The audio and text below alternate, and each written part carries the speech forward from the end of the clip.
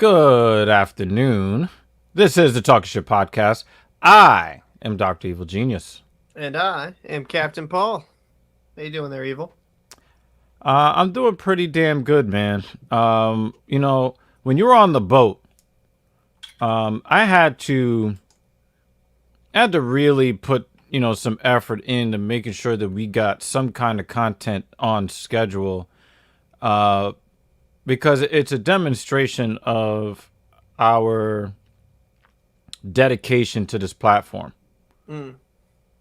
You know, so I talked about in episode 6.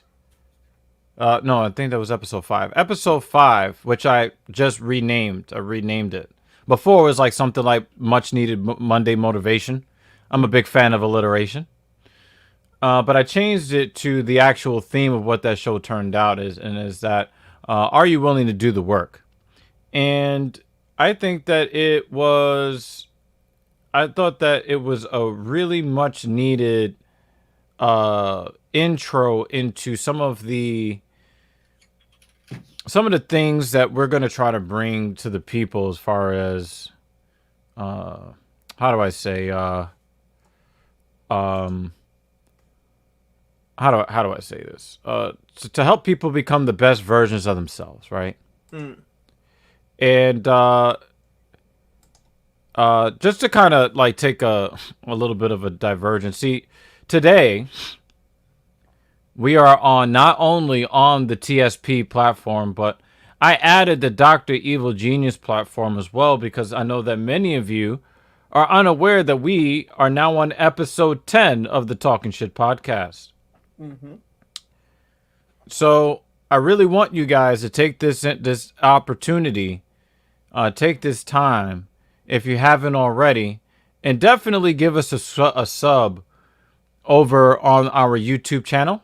Mm-hmm. Please do so. It would definitely help us grow our community, because as I'm talking about, there are going to be certain themes that we are bringing to the people that I believe are going to help turn around some of the toxicity that we are experiencing in society.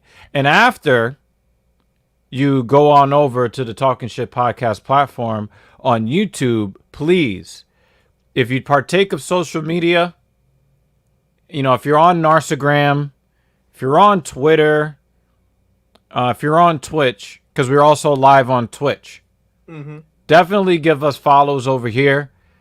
Again, we are really looking forward to building this community to help men become the best versions of themselves, to give a home to women who still love and respect men, productive, successful, useful men, not just, your typical, neckbeard, in the basement doing nothing with his life. Yeah. But we're talking to the neckbeard who's doing nothing with his life in the basement to give him the motivation to do something other than sit in the fucking basement. Mm-hmm. There are reasons why we should strive to become successful, whatever success means to us. Mm-hmm. And here on the Talkin Sh podcast, we are going to be talking about a variety of different topics.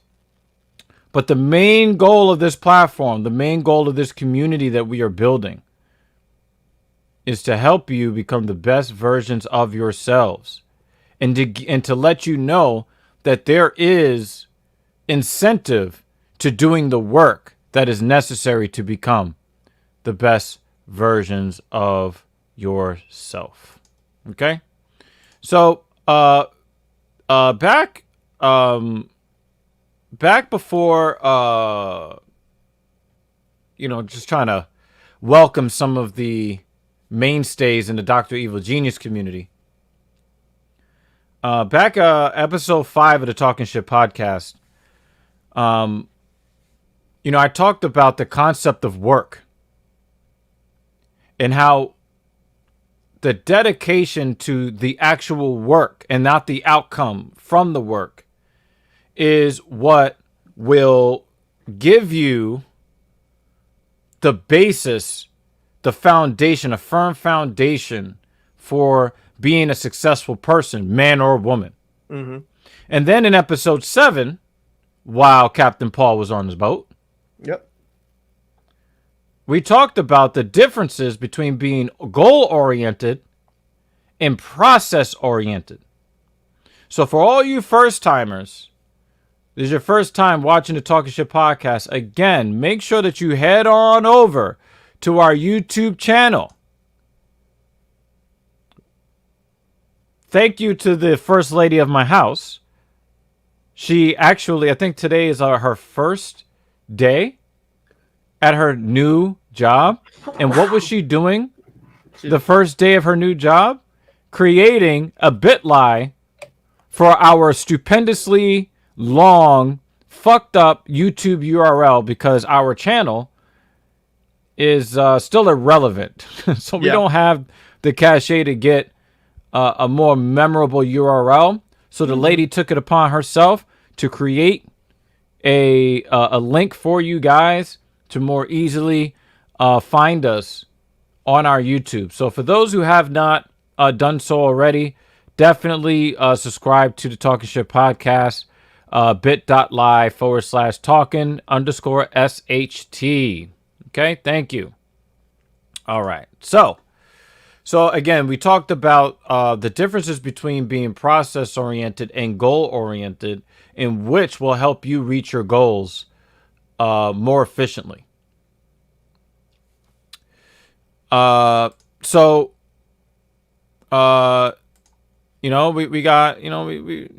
our guy working.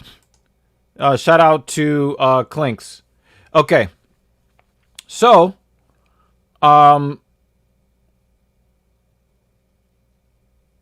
normally we like to keep to the schedule. The schedule is Monday, Wednesday, and Friday. And until we... Oh, yeah, please. Seditionalist is absolutely correct. I tried doing this with all lowercase, and they told me to go fuck myself. Oh, well, that's always good. Yeah.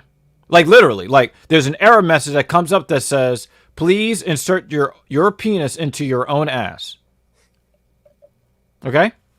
So, make sure that when you access this, that capital T and the capital S, it is absolutely necessary. All right. So normally we, if you've looked, no matter what, we have TSP on Monday, Wednesday, and Friday. And then we have the Filthy Casual MMA watch party on Saturdays when there's a UFC event live. That's what we do. Okay. Now, you didn't get a Filthy Casual from us on Saturday because there was no UFC event. Okay. But you also did not get the Talkin Sh podcast on Monday like we normally would. So instead of just skipping it, we've just moved it to today. We moved it to Tuesday. So, Captain Paul, how was your Monday? How was your Monday? My Monday was good. I'm not a person that generally celebrates Memorial Day, right? Like, I think there's a different meaning to that. So for me, my family, it's never really made that big of a deal, like having cookouts and all that stuff. But I'm engaged and went to the girl's family's place, her grandmother and stuff like that. And something I thought would probably be a few hours. Was not a few hours. I did not leave there, northern Massachusetts. I didn't leave there till I don't know, around 10:30 or something like that. I forget the exact time period. I didn't get home till pretty late. Like I think past midnight is when I actually got home. But yeah, so it kind of threw a wrench into plans because what I thought is okay, we're going there for around 1400. We'll be there. We'll probably leave around 6, 7, right? I'm thinking reasonable because I talked to Evil and I was like, yeah, around 9 should be good. No, not at all. Fucking 6, 7 hour card game, playing different cards and stuff like that. It was torture. Nice. Yes, that's my worst nightmare. Yeah, it was. It was nice enough. But bro, like I'm not gonna lie, I was like, all right, man. Like I'm a type of person. I want to go home. I want to fucking enjoy it. I don't want to be a dick. I don't want to be that dick to leave first. And then it was like I said, it was a good day. It threw a wrench into everything we had planned, and I think from this point on forward, because I know Evil, you don't give a fuck about holidays, unless it's kind of if there's any type of plans on holidays, we just gotta have to either bump the podcast up or bump it back a day, just so we don't run into that issue. Because I do feel bad. We had a show scheduled, we had it planned. I do want to stick to our scheduling. I don't want this to become a recurring issue. Mm-hmm. So if there's any holidays and there's any plans on those days, we'll kind of have to. I'll have to adjust a little bit more accordingly, because I did not think I would be fucking stuck playing 45s for fucking 3 hours. So, like I said, great people, very awesome family. But yeah. Because I was gonna ask you, how close were you to letting Papa Thunder loose? Bro, dude, like I literally kept like You're giving the universal sign of, it's not like I want to go home, but I do want to get the fuck out of here. It's not even like it's a bad experience, right? It's just like, fuck. Like I'd rather be home right now. Like I'm not really a big card person either. I'm not big into heavy to cards like that. Like in high school, we gambled a bit. We put Texas Hold'em and shit. But it's just not my bag. So I'm not really super into card games. So like for me, it was just like, we played like rummy, we played poker, we played 45s. It was just, like I said, very, very fucking long day. It was a good day, but a very long day. So right. I want to say especially to the when viewers, you're trying to get shit done. Yeah. Like, this is all fine and good, but we're trying to put out content to the people, and you're fucking.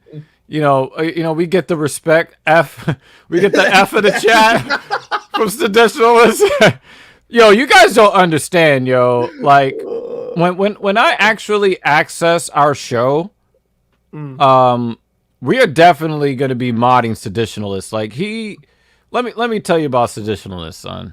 Like anywhere I go where I'm putting out content, if Seditionalist knows about it, he's there.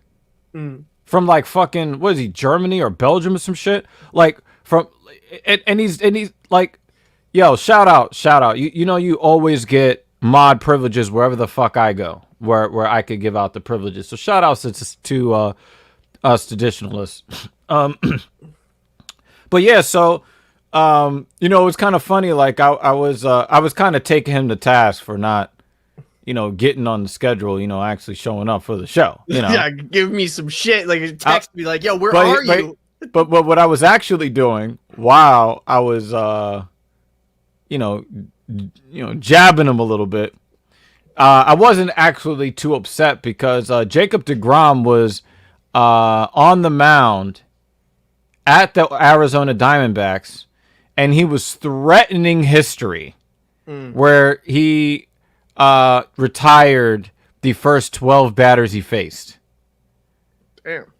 And so just kind of like, I was texting with a couple of my Mets fans friends, and we were kind of like, I was kind of like, hey, you want to talk about? Do you want to talk about it? Because some people are superstitious. I'm not one of those people. And he gave up a hit in the fifth. And I was just kind of like, oh. But, when we weren't on the show, I just decided, well, I'm just going to lift more weights. Fuck it. I'm just going to keep lifting. Fuck, man. So that's basically what I did most of my evening. I watched Mets baseball. Oh, shout out to Louis Rossman. I'm going to give a special shout out to Louis Rossman. I didn't intend to do this, but Louis Rossman did basically a live stream of his drive from New York City down towards Florida. And I left my stream open for pretty much the entire thing. I think that it was like a better than an 8-hour stream. About halfway through, he made it like into Maryland to do like to charge up his car. They had like a 240 watt charger in like the parking lot of some mall somewhere. And he's just talking about random shit with the chat while he's driving, I wouldn't say cross country because he's just driving south, but you know what the fuck I mean. Yeah. Um, It's still a fucking haul, dude. yeah, it was a fucking haul, and he was just doing it, and I was just like, wow, this is actually pretty. It kind of gave me a little bit of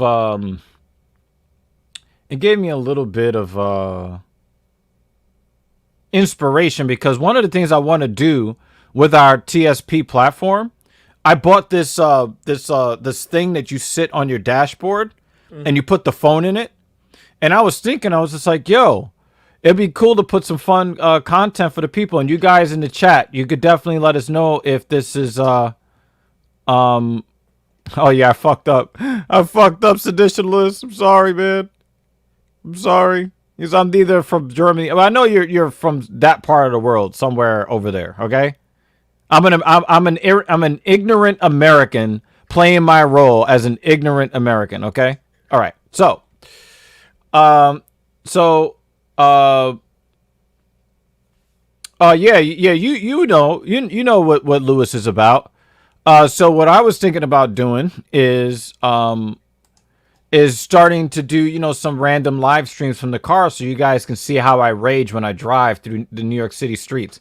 I mean, you can get it from Lewis's perspective, but I think that it would be actually kind of funny for TSP for me to do random live streams of me just, whenever I'm driving to work or driving, because I'm not going to front. Like, I drove to a former partner of mine, and like I was definitely trying to smash. I'm not gonna front, son. I'm not gonna front. No. I'm not gonna front. Trying to go into those sweet sugar walls, Yeah. And I'm not gonna front them. Yeah, I don't want to get too specific, but I had a lot to be hopeful for. Although the situation didn't pan out because of certain environmental factors, but yeah, like I drove from where I live to where she lives, and I think that you guys would find some value. You know what's really funny too? I have to drive by Louis Rossman's store to get to where I needed to get to where she is. Every single time I go to visit Lewis's store these days, he's never there. I'm like, what the fuck, man? I'm coming over to visit, show my face. He had a skeleton crew of like 2 employees there when I showed up on Saturday afternoon. But they were there doing their job and taking care of the store. So, it's really nice to see that Lewis has built his staff to be able to run on its own so that he can drive to Florida and know that the store is not going to implode. So, congratulations, IWH. 2 months ago today, me and the main lady, who you guys always see on the Filthy Casual MMA watch party, 2 months ago today, we made 15 years. So it's 15 years and 2 months today. Yeah, so that's fun. So yeah. So anyway, when you didn't show up for last night, so I was like, I'm not gonna force it. We should do our actual podcast stuff. We should, just do our stuff the way that we want to do it together. And then, if we want to do like ancillary things, thank you, Jimmy Dean. Much appreciated. And then, we can do like weird stuff on our own. Like, you put up that one video to thank Lewis for trying to assist us. Because really, people, one of the main reasons why we need you to like, share, subscribe, all that stuff is because we need to make it to the magical number 1,000. We need to make it to 1,000 subscribers on YouTube. I think we need to make 500 followers on Twitch, but we need it's 50 followers on Twitch. So like we're actually to get like super chats and everything like that and become affiliated, we need to have 3 consecutive viewers on every Twitch stream on TSP, and we also need to have 50 followers. So the threshold there is very low. We're at 23 followers. We're actually pretty close. So if you are not following us there on Twitch, we would greatly appreciate it if you did so. If you don't have an account, make an account. It would help us out a lot to be able to expand ourselves on Twitch, YouTube. Just like Evil said, we're a little bit away from 1,000, but anything you can do to help would be amazing, because we're going to be doing this podcast for a long ass time, and we want to be able to bring you the best possible content that we can. And the more we can get in those sweet, sweet YouTube sugar walls, it'll be fucking all set, man. So and so that we can bust hot content up YouTube sugar walls. And then of course, with you guys supporting the platform, our refractory period will be reduced so that we can bust again and again and again. Okay.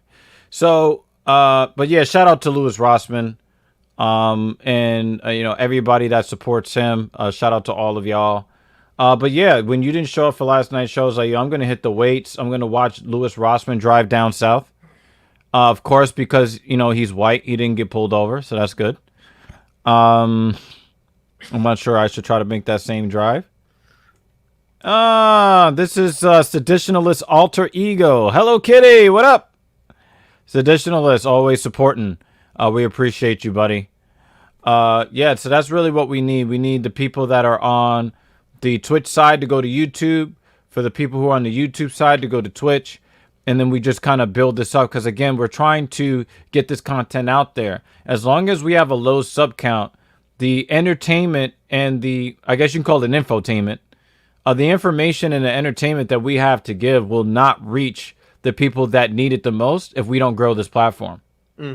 Okay, so it would be good if again, we're trying to build a community here, and a lot of you are on the ground floor, so we would really appreciate your assistance in helping us grow. Okay.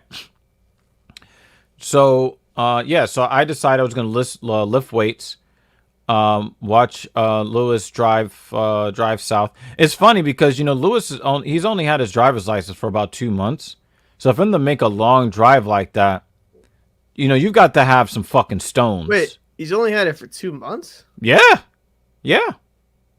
How old? Wow, that's kind of shocking. Like, usually, I got mine at 17. Damn. Yep. Shit. So, yeah, that is a pretty long ride for a guy that really doesn't drive much. Wait a minute. But he's been driving a lot since he's got his driver's license. Yeah, but he got an electric car, his first car? Yeah, he's got a Tesla Model 3.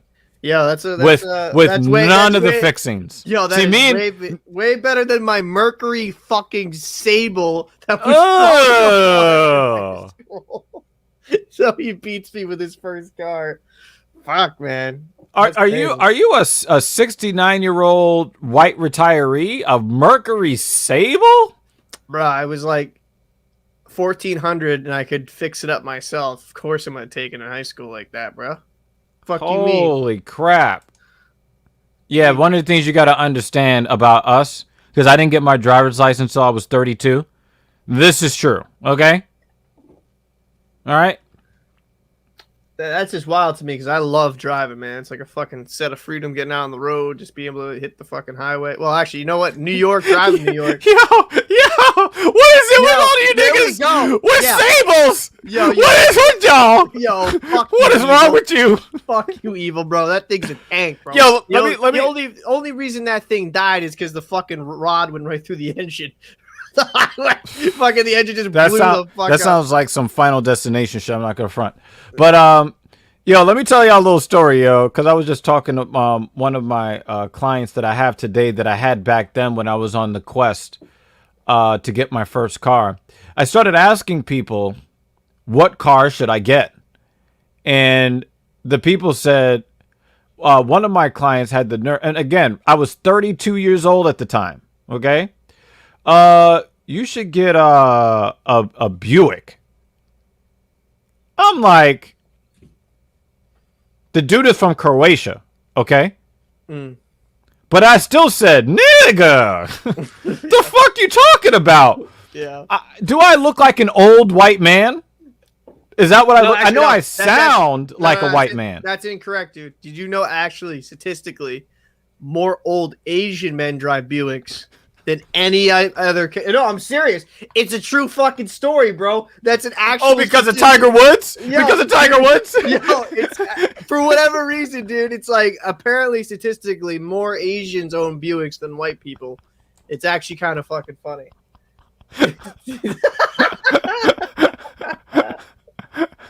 Yeah.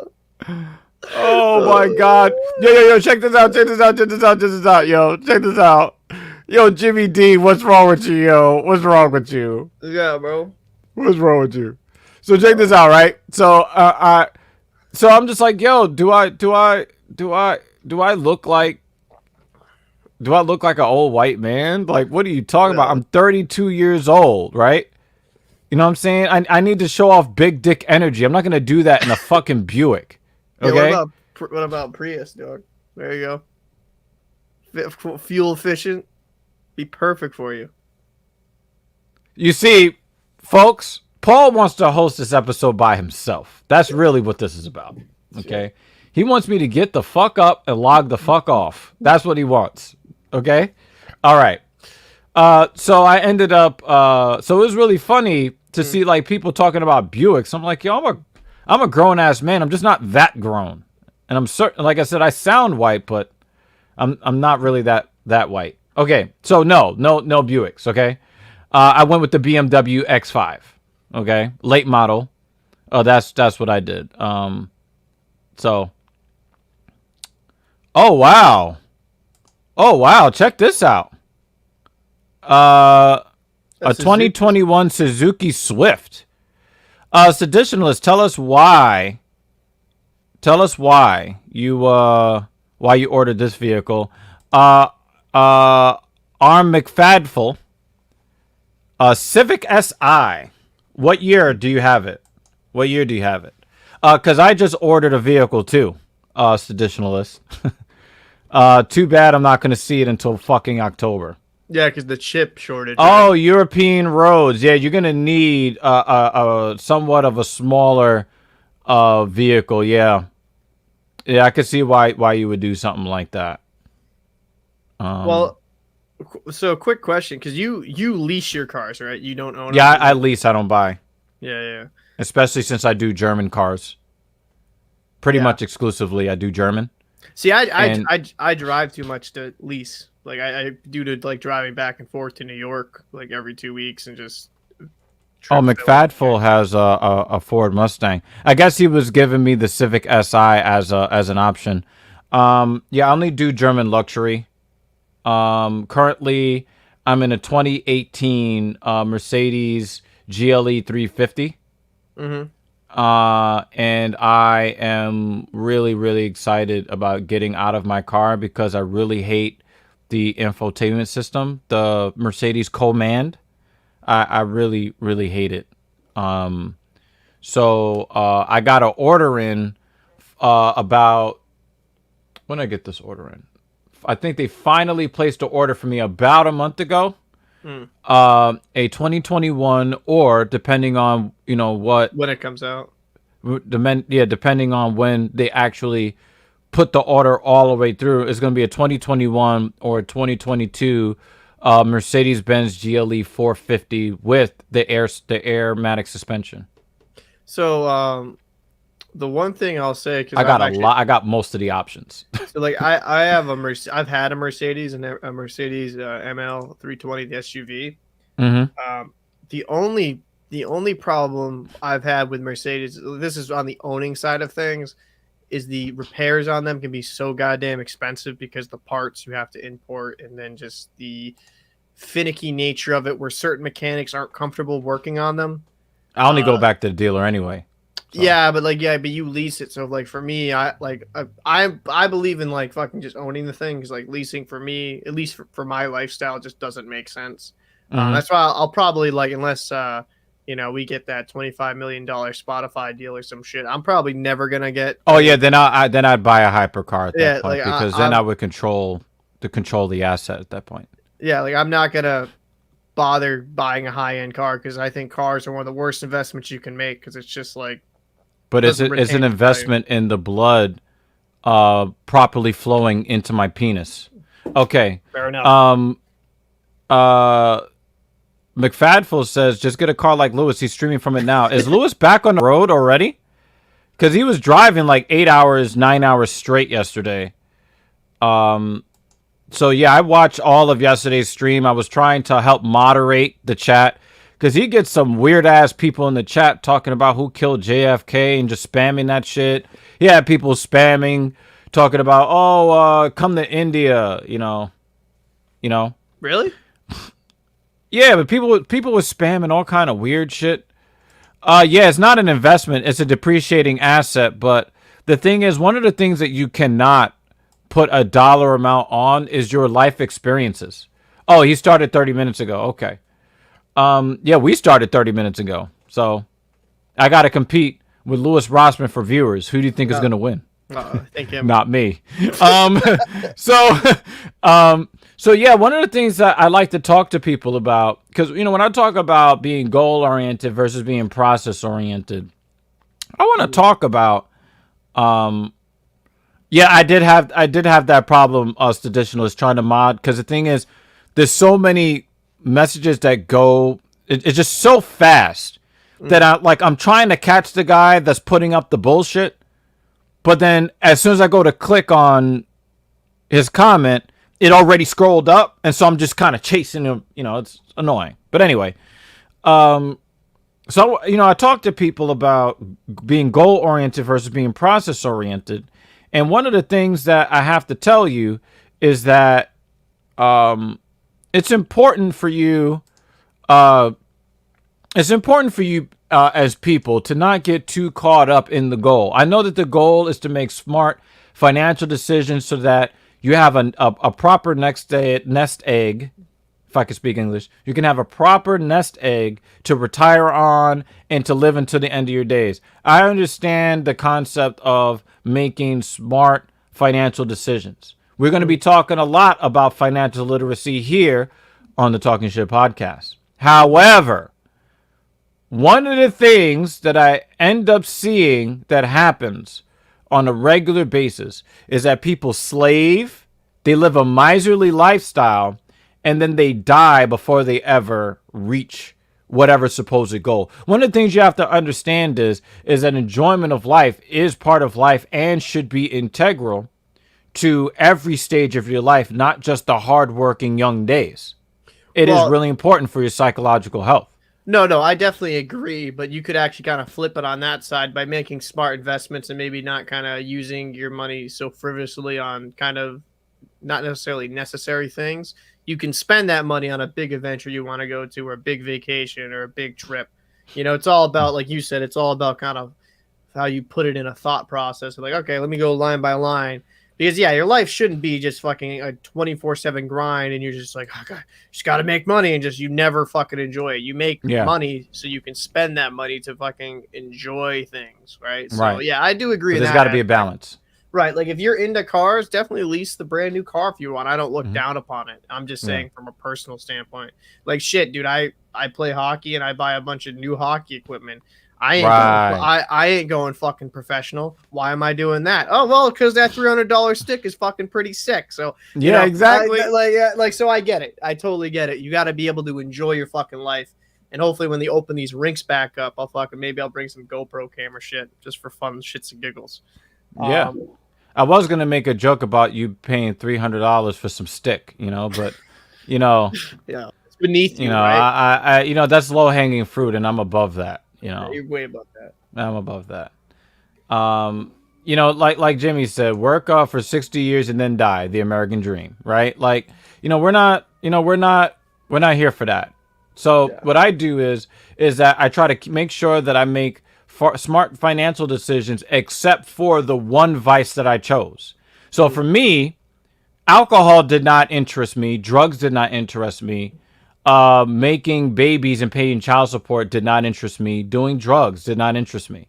What is my vice? Well, for a while, my vice was spending too much money on sneakers. And as anybody who's ever seen my sneaker collection, you can tell that is a vice that I really, truly indulged. I really did. But then when I started to slow that down, it was like, well, I start to have an interest in controlling my own methods of transportation. And since I know I'm going to sit in traffic in New York City, well, I might as well be comfortable because I'm going to be here a while. That's true. Yeah. Right.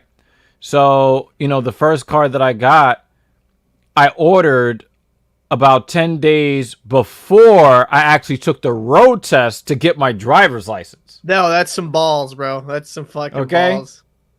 I gotta, so,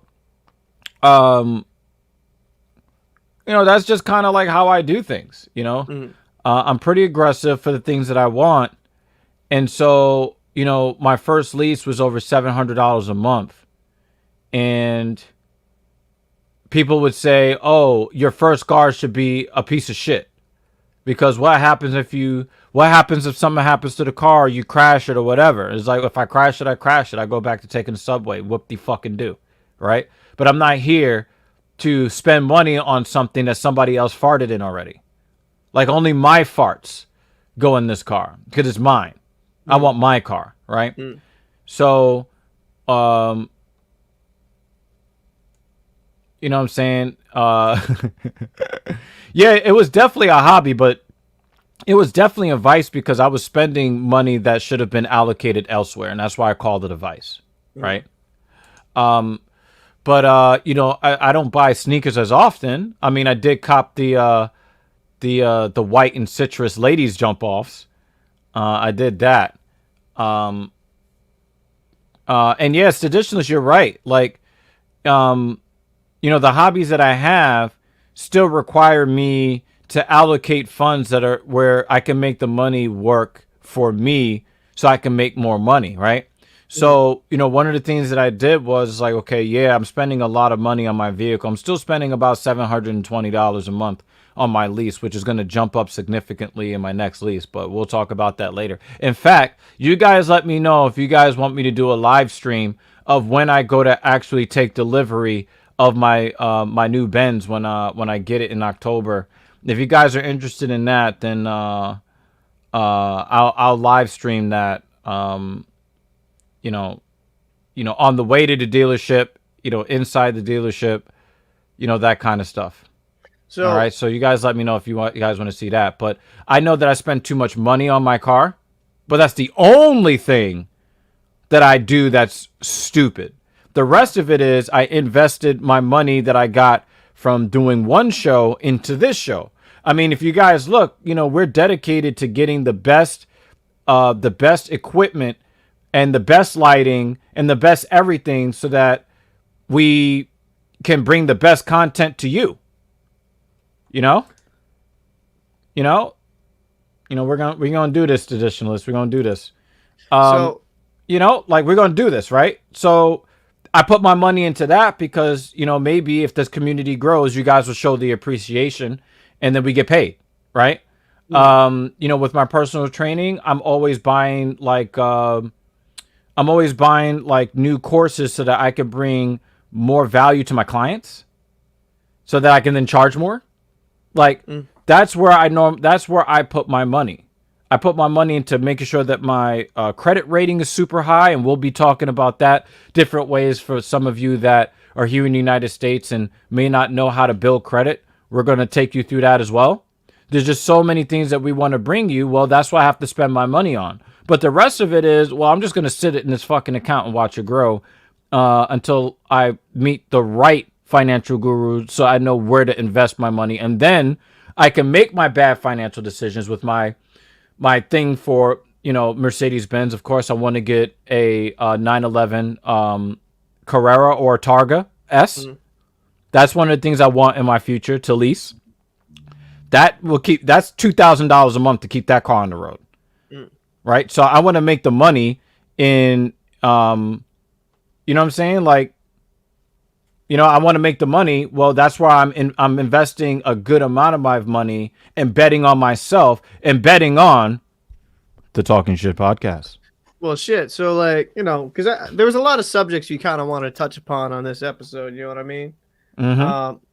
And like you'd say, you modified, your financial situation so you could kind of get what you wanted in life. Speaking about modification of something, you want to talk about this genetically modified salmon that's going to be heading to your dinner plate too? You want to get into that now? Because I was actually going to get into let's talk a little bit about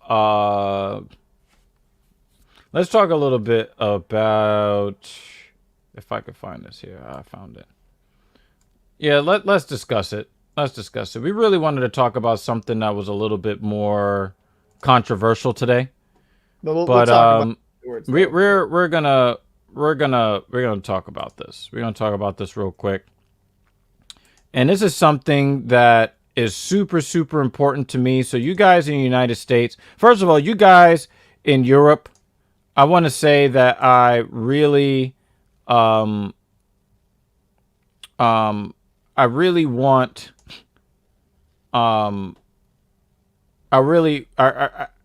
I'm so jealous of you guys because the food administrations that you guys have in Europe, they care about your safety and well-being so much more than they do here in the United States. Here in the United States, they will approve all kinds of garbage in order to help corporations make more money. Okay? So, this was something that came out last week. Genetically modified salmon headed to U.S. dinner plates. The inaugural harvest of genetically modified salmon began this week after the coronavirus pandemic delayed the sale of the first such altered animal cleared for human consumption in the United States. Okay? So McFadful asks the question, is GMO safe? That's a good fucking question. If you go down and you look at how they modified salmon, okay? I want you to understand what they did to the fish. And you tell me if it actually makes sense what they're doing. Okay? Okay. Aqua Bounty has raised its faster growing salmon at an indoor aquaculture farm in Albany, Indiana. The fish are genetically modified to grow twice as fast as wild salmon, reaching market size, which is 8 to 12 pounds, in 18 months rather than 36. So a year and a half rather than 3 years. Okay? All right. Where is the other information? Because you got to understand that it is impossible to get everything for nothing. Yep. Okay? Because there is a piece of information in this article that I found that I thought was really interesting. Are you talking about how they kept it contained, like they keep them contained? Oh, no, not the containing, but the fact that they claim that they are able to get these fish to become bigger, faster, while also requiring less food. Yeah, less food. Yep. So let me ask you something, and I don't want you guys to just take it from my. I'm trying to find where it is. In the article.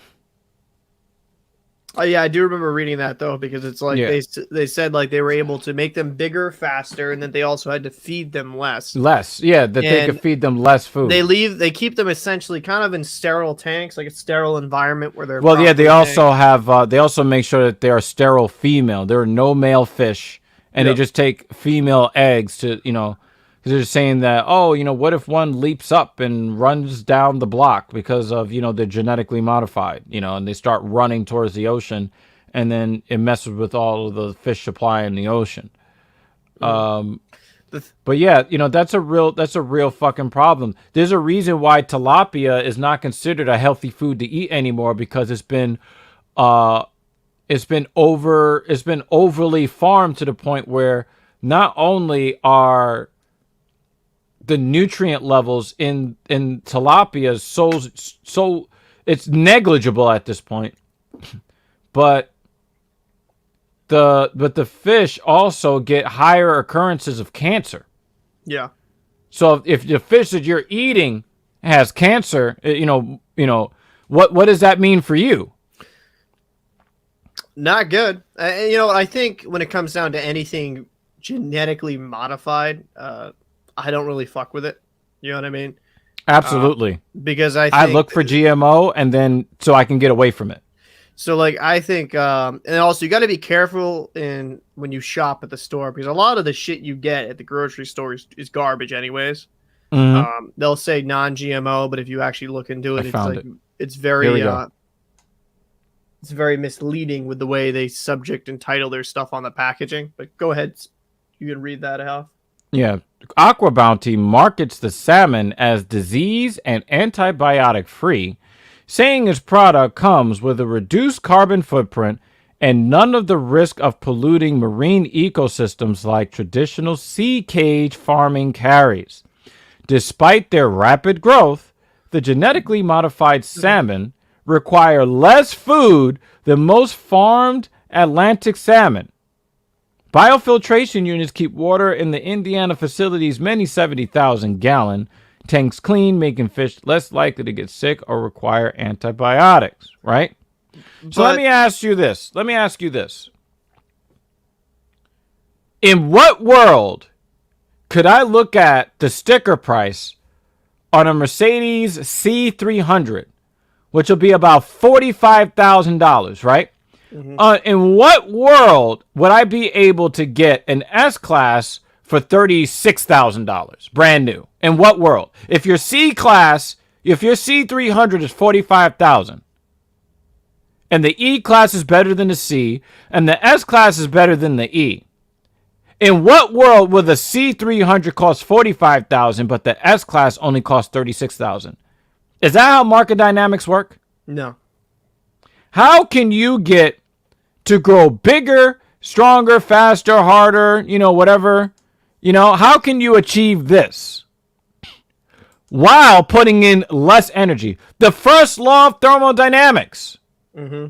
Energy in, energy out. The calories you put in determine what kind of body you're going to have on the other side. Could you imagine if I was living, if I was, shout out to Maizuru. Maizuru, he asked me a whole bunch of questions when I told him that TSP was going to launch. Maizuru, we are here. The Talkin Sh podcast is here.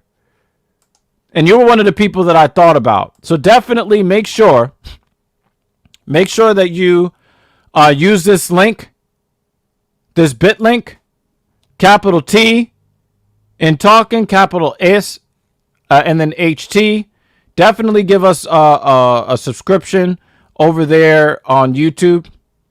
Also, again, people coming over from the Dr. Evil Genius community, follow us on Instagram and Twitter and Twitch, all the same suffixes. TALK_SH_T. So, okay. One of the biggest problems I have with eating anything genetically modified is they're not going to be completely transparent of how they do things.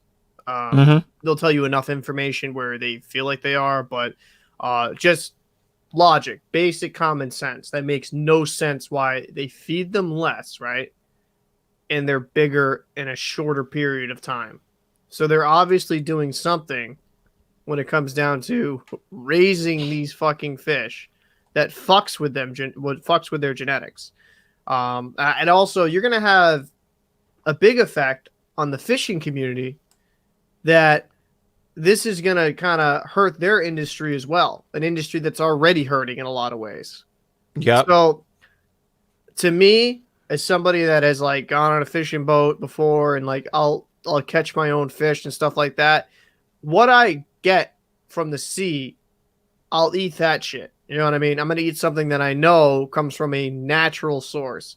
Because Right. when you get into these tanks, and what these people are not going to want to have this conversation, eventually there's going to be some form of contamination or a fucking up of the levels in the tank where it spoils the fish, and you don't know the repercussions of that, right? Mm-hmm. Because there's been cases in the past when it comes to fish, I know that for a fact, where they've had like they farm fish in tanks, and they'll fuck up, I think, like the pH levels or something, they'll fuck up the levels in the tank, and then all the fish will go bad, and they'll have some negative reactions when it comes to human beings consuming it. Mm-hmm. So I don't think anyone should fuck with this type of fish. I don't think you should consume it. I think if you're gonna have it, get it at the source. Uh, there's just so many different fish markets you can go to, even locally, if you live by the coast or even more inland off the rivers, right? You Mm-hmm. know, that you can get an actual fish from a boat, an actual from the know where it's coming from the source. Right. Um, Gottfried says, yeah, it's bad, but even here in Europe, times changed. Now we use glyphosate as fertilizer, even though it's proven it can cause cancer. well, think about it, because people are gonna want to make dollars, and they don't give a fuck They don't about give a human beings. fuck They don't about give a your fuck. future. They don't. So you got to make sure exactly what you put in your body. Like, I know when I had my diagnosis and stuff like that, it Yeah, kind for of like, those that don't know, tell them about tell them about so like I had I essentially in my pancreas I had cancerous tumors in them. Ended up kind of getting essentially like I have about a little over half, yeah, about a little over half of my pancreas. So they took about a third, I think. So I've been through the process of kind of having that, and it destroys you. It kind of destroys your energy levels and all this stuff. Luckily enough, I have enough where I'm not diabetic, thank God. But it kind of makes you, it makes you kind of like, okay, like what am I exactly eating, right? Like what am I putting into my body? And I've been more conscientious of what I eat and try to be as best as possible. Can is there days you slip? Yeah, but I try to be as best as possible, because there's a lot of stuff in food packaging where they'll say, oh, it's non-GMO, but then if you actually look from the company and where they process it, it is a lot of it is genetically modified. I do want to touch on something that you said before Mm-hmm. about um about the dangers of these foods. Yep. You can't even call them foods. They're fucking science experiments is what they are. Yeah, pretty much. It's like fucking mice in a fucking lab. But check this out. Several tons of salmon engineered by biotech company Aqua Bounty Technologies will now head to restaurants and away from home dining services. Why? Where labeling as genetically engineered is not required in the Midwest and along the East Coast. Yo. Their own CEO is telling you, we are launching in places where we don't have to tell you what you're eating. That's fucked up. That is that they should have to report it, and it should have to be on the menu. That's a whole discussion we could have, but you know, as somebody that's going out to fucking pay for food, I don't want some genetically modified bullshit. I want actual fucking salmon. Is that difficult? And the problem is, right, and if I'm going to be passionate about this for a second, I apologize. Absolutely. No, we both are. But the fucking the problem with this too is, right, like the herring runs, right, in the Cape Cod Canal, right? Like they destroyed the herring runs. They fucking cemented them up, blocked it up because they built a bridge over it. It fucked it up. They closed the old one, right? And they're wondering why the ecosystem's getting all fucked up with these fish, and they're not populating like they used to. Because when you take away their fucking sources, what do you think is going to happen? So, like, I get it. And I'm not one of these super fucking, like, oh, like, fucking blow up the whole planet for the fish. No, I'm not like that. But it's really not that difficult to fucking build riverways where these fish can populate and repopulate. It's really not and that not difficult. fuck with them and let them go through their natural life cycles. Dude, so that you can harvest them later. I'm not going to eat anything out of a fucking tank like that, bro. Because that's disgusting. And for me, now that, like, you, like, that article, maybe I skimmed by that. I didn't actually even see that. I didn't. I maybe I just I didn't remember. But like, bro, like I'm being very. I don't. Like, I usually don't eat seafood when I go out. Just full disclaimer, I don't, because I'm much less likely to now. yeah, exactly. Like, if I'm gonna get seafood, I get it from the source and I cook it at home, right? My girl check this actually part out. makes a killer salmon, so it's just this pisses me off. Exactly. Check this out. The international food service company Aramark in January announced its commitment to not sell such salmon, citing environmental concerns and potential impacts on indigenous communities that harvest the wild salmon. And you just talked about that. Yep. You just talked about that. You know, when you're doing this, you're squeezing these people out from the only way that they really make money. Dude, you're squeezing them out, and you're like making it so where they already don't make enough, right? Can we be frank here? Yeah. They already don't make enough, and you're cutting that in half. It's like, you know what? As it is, a lot of people don't eat seafood. Obviously, there's enough where you justify the world market, and it's at a relatively cheap price. But why don't we just go from the sources that we should and properly look at the cycles? I understand that, like, a few years ago, actually, I think it was with the herring that there was like a low population, but then they kind of they lessened fishing of that population. It's like lobster up in Maine, right? You can only fish a certain amount of lobster. You can't have more than a certain amount of pots, because they don't want you destroying the communities. That's why they actually have, when it comes to lobster, like if it's an egger, if they see a lobster with eggs and stuff like that, you have to put it back, because that's populating the next generation. Yeah, exactly. And it has to be a certain size. Like, there is already a lot of regulation, but unfortunately, right, there's just bad eggs everywhere. Unfortunately, some people that's just stupid fucking black and white laws. It don't matter. Like, no, that fucking matters, so our future generations can eat, right? Yeah. But everybody only cares about the profits that they can turn today. And they're sacrificing everybody's future for their own enrichment in the present. And it's baffling to me, right? Because they can't they can see a foot in front of them, but they can't say 10 feet, right? They're just so fucking hyper focused on that. I'm not trying to get uber passionate, but it's so asinine when I've seen this and it's destroyed. Tell them how you really feel, son. It's just, tell them why you mad. Like, this whole genetic bullshit, because you know what this is? This is slippery slope. Let's say they start selling this shit. Everything's going to be genetic. Oh, like genetically fucking swordfish or fucking, you know what I mean? It's just, it's so unhealthy at the end of the day that these genetically modified stuff has turned out to have cancers and various different diseases in them in the long run. And if you put this in your body willingly, it's very foolish. It's absolutely fucking foolish, because you can get something off a boat and just be far healthier, right? Far healthier. I don't know.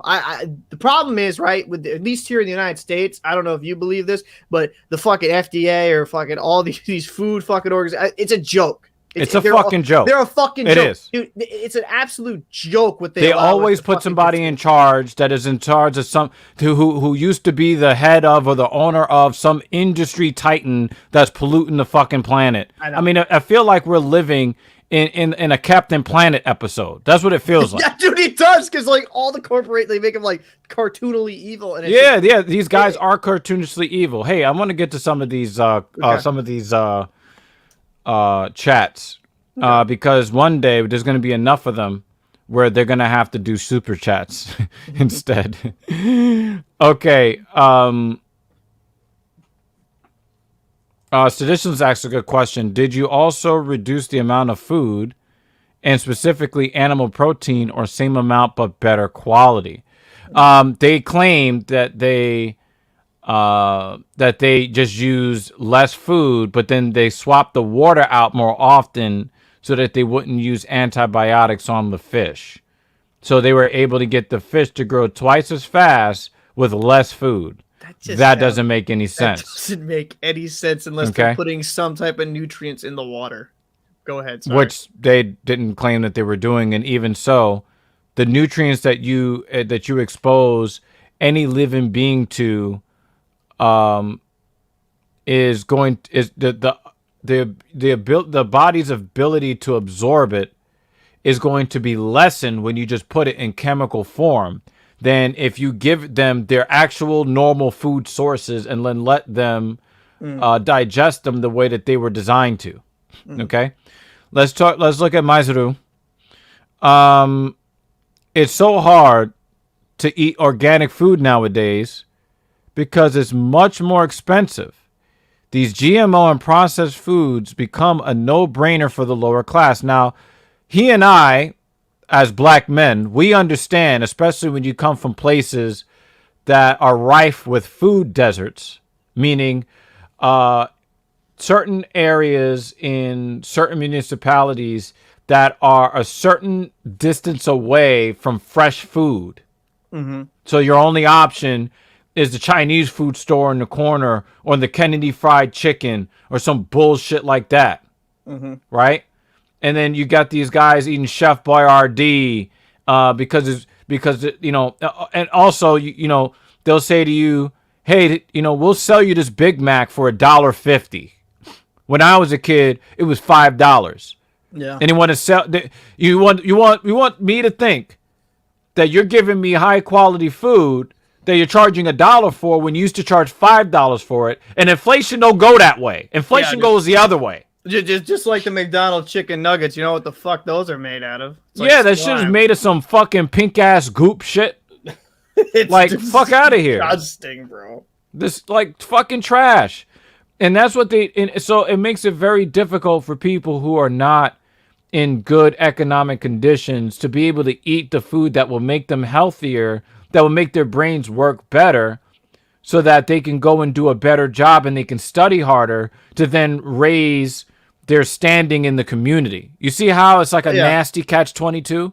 Yeah, no, and I understand where you're coming from, and this is not what I'm going to say is not an answer to every solution, but this is why I encourage people to try to go hunting. And obviously in New York City, you can't do that, right? It's not like you're going to go out in the fucking middle of the street and catch a buck, but like honestly kind of capturing your own food is the best way to do it, because you can't really necessarily trust what a lot of these grocery stores, even the labeling of a lot of these packaging with the food, you can't necessarily trust. Why is Jimmy Dean in my head?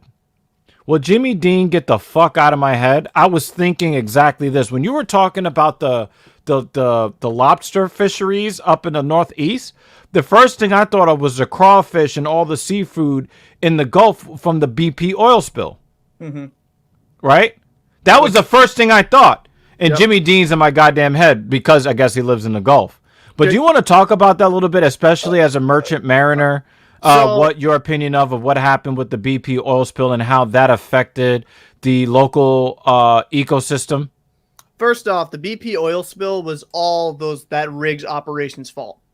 They silenced alarm. I've read the NTSB report on that. I've done a report on it myself. I've looked into that heavily. They ignored alarms for over 24 fucking hours, indicating there was something wrong.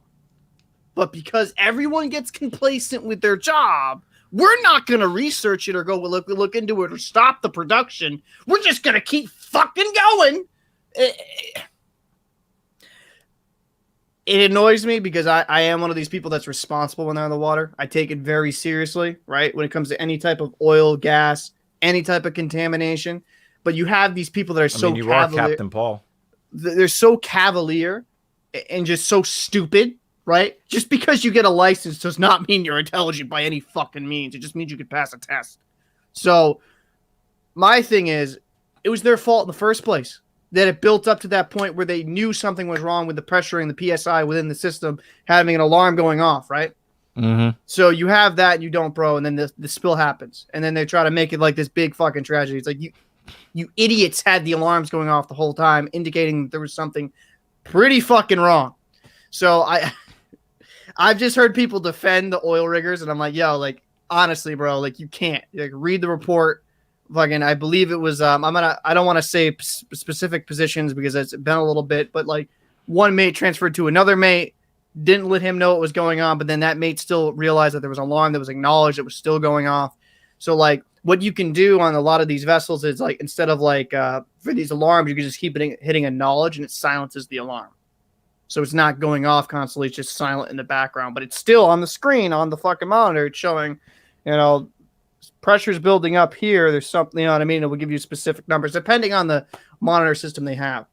But as a whole, that BP oil spill fucked the whole fishing industry down there, and it fucked with the whole wildlife down there, where you're gonna see contamination till this day, right? Like, I've heard I've heard it's made a little bit of a bounce back when it comes to the fishing down there, Mm. but that was so much damage, man. Like that was such an absurd amount of damage that you gotta like, oh, appreciate it, Bizaru.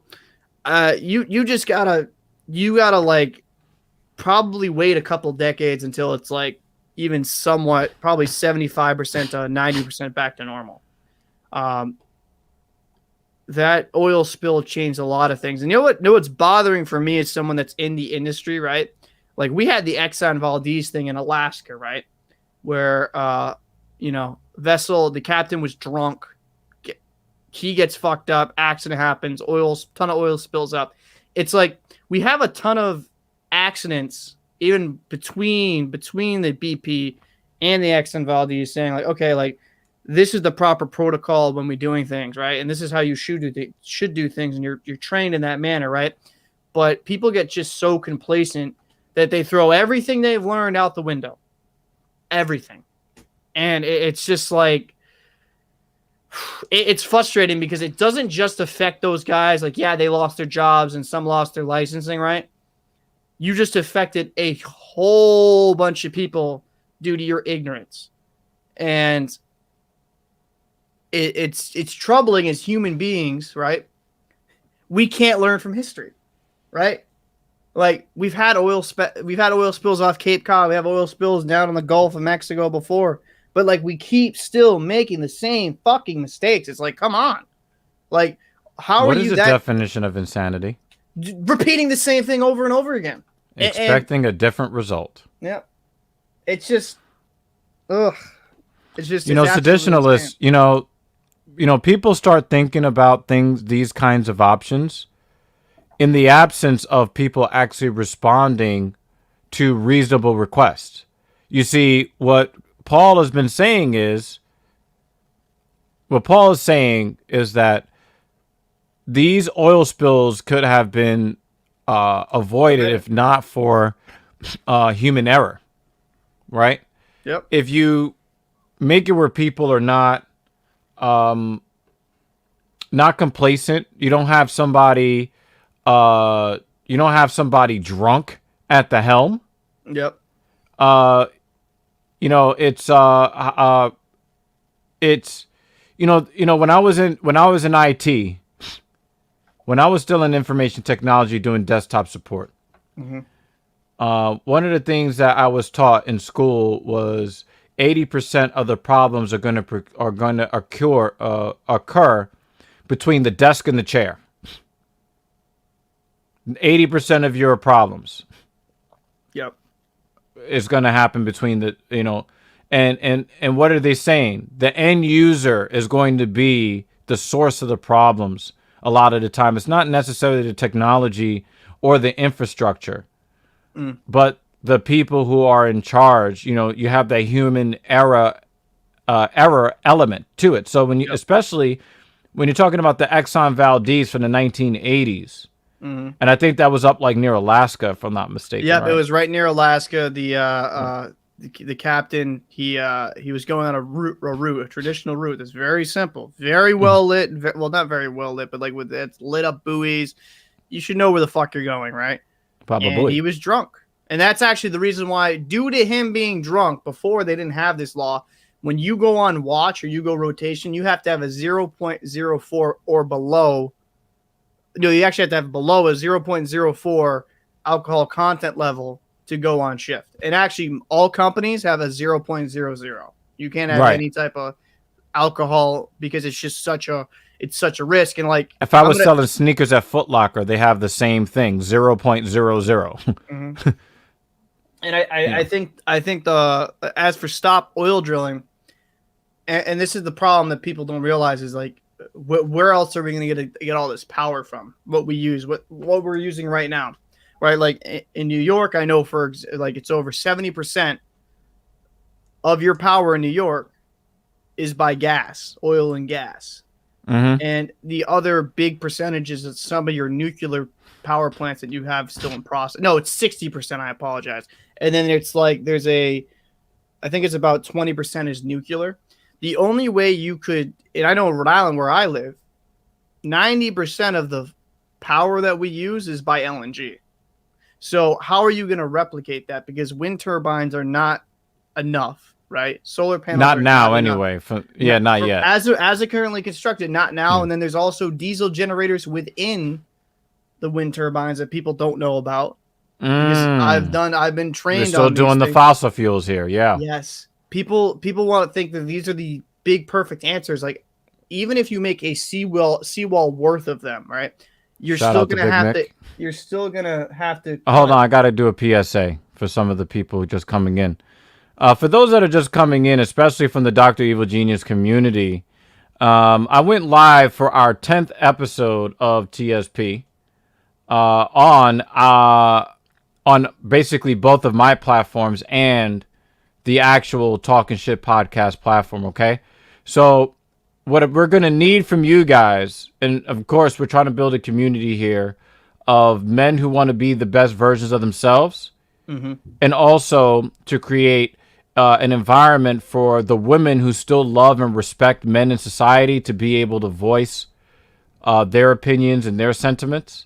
But for the most part, this is about helping men understand that other men are here to support them. That in a non-pause way, that we love y'all and we respect y'all and we value y'all. And for us to create a network where we could all help each other level up in life. That is what the Talkin Sh podcast is built on. But we're also going to talk our shit because, that's what we do, right? So for you guys in the Dr. Evil Genius community, if you want to join the kind of like the ground floor of the Talkin Sh podcast community, please definitely head over to our YouTube channel. My main lady, who's fucking awesome, she created this simplified URL. The Bitly, you guys, I don't know if you guys ever used it, but go to www.bit.ly/capital T. Yeah, use the capital. ALKIN_SHT. That is the link that we're using right now to kind of funnel people towards our YouTube channel. Yep. So we would really, really, really appreciate you if you were able to type that link in, hit the subscribe button, and join us for a podcast, which we'll be doing on Mondays, Wednesdays, and Fridays. And you should also follow us on these social medias if you have accounts. Because, again, we need help building this community of men that respect and support men in society today. Because let's be frank, most of the media that's out there, especially the mainstream media, it's all pro-female and it's mostly anti-male. Yep. They want to try to feminize us men as much as they possibly can. They want to take our voice away. They want to make it basically where the only thing that we're good for is a penis and a wallet. And we're not going for that anymore. So we're going to create this community here, and we hope that you'll be a part of it. Please follow on the Narcigram. Definitely follow us on Twitter and Twitch. It's all the same. TALKIN_SH_T. Please show support for the platform if you care to. Also understand we do bonus coverage on most Saturdays. The Filthy Casual MMA Watch Party. Every time there's a UFC event, a fight night, or a pay-per-view, as long as they're not featuring overt racists or wife beaters on the card, because I refuse to give them any shine. When they put that one guy that beat that woman half to death when he was in the NFL, and then they signed him. Hardy? Yeah, Greg. Yeah, that guy. If he's on the card, I don't watch. The Kobe Covingtons in the world that want to put out all this racist bullshit, I'm not going to reward the UFC for putting them on the card. So as long as those two people are not on the card, we are running the Filthy Casual MMA Watch Party every Saturday. Early prelims, main card. I will sit here for 7-8 hours with you guys, providing content, watch-along content as a companion to the UFC fight nights and the pay-per-views. Okay, so that's what we do on Saturdays. We're going to be bringing a steady stream of content to you on a regular basis. We're here today, Tuesday, because we were not able to do yesterday's show. We will be back tomorrow with another show. We will be back Friday with another show. We're going to have more, kind of regular pre-recorded videos and things of that nature. We're going to be trying to really bring the content to you guys. Also, for you guys that have ideas, things that you guys want to hear us talk about on the channel, or you guys have an idea for a guest or somebody that that is well versed in stuff like health, wellness, finances, trade, investing, anything that you guys think that is useful to improving the male experience in modern society, definitely hit us up on our Gmail. TALKINSISSHIT podcast LLC at gmail.com. Okay. I did fuck that up, but you can see it on the screen. Okay. TALKINSHIT spelled all the way out, podcast LLC at gmail.com. So anything that you guys want to throw at us and you want to see us discuss on the channel, because the content is for you, it's by us, but for you, definitely let us know if there's anything that you want to talk about. If you have personal issues or situations that you'd like to get some guidance through, hit us up right here at the Gmail. And if you want us to cover it on the show, we absolutely will. Okay. So there's just to kind of quick, because I don't want to keep going on about it just fucking forever. But I'll just say this. Another thing that popped in my head with the wind turbines is, you know how all those rich, affluent people that, we're liberal, we believe in this. Right. In Block Island, they're very fiscally conservative though. But that's a different discussion. But their views are like, oh, we're green energy. No, you're not. Right. Then why did you vote down a bunch of wind turbines off? Because it said it would ruin offshore wind turbines, right? Would ruin the view. Not because of anything substantial. Different view in the view. So did you hear about the homeless shelter that the people were trying to keep from being built here in New York City because they wanted to build a homeless shelter near what is known as Billionaires Row? Yes, I did hear about that, because everything for them is optics, and that's all they give a fuck about. They just want to you people struggling. Can't stand it. It's just like it's ridiculous. And as for, like I said, I'm all for supplementing alternative and fossil fuels together, and then hopefully down the road finding a permanent to phase it out. It's a permanent solution. But the problem is a lot of people right now just want to go from fucking fossil fuels to zero to 16. It doesn't work that way. We don't have enough of the grid, and honestly, a lot of our grid's old and ancient as it is. Like in Rhode Island, I know they have to completely upgrade the grid, which would be like millions, hundreds of millions, maybe even billions in certain cities, to completely upgrade the grid so they can. Because I know in Rhode Island we have a one-way system in a lot of cities. So if you get solar panels, for example, like certain cities, you can feed back your energy to the grid. Like if you accumulate enough, in Rhode Island, like in certain cities, I know in Warwick, it's a one-way system. So you'll get the energy, you'll use it for your house, but if you have any extra energy, and you have to put it back in the system, it's just lost. It's just lost. Right. There's a good question from McFadful.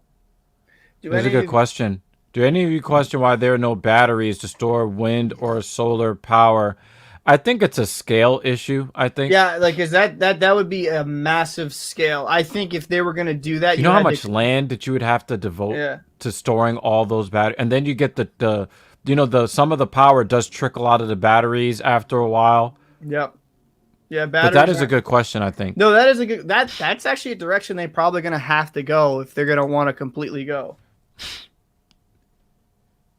Yeah, everybody's got their fucking excuses, but it's all bullshit. Yeah, because these people, their ecological concerns are their financial ecology. I don't want the property values to go down.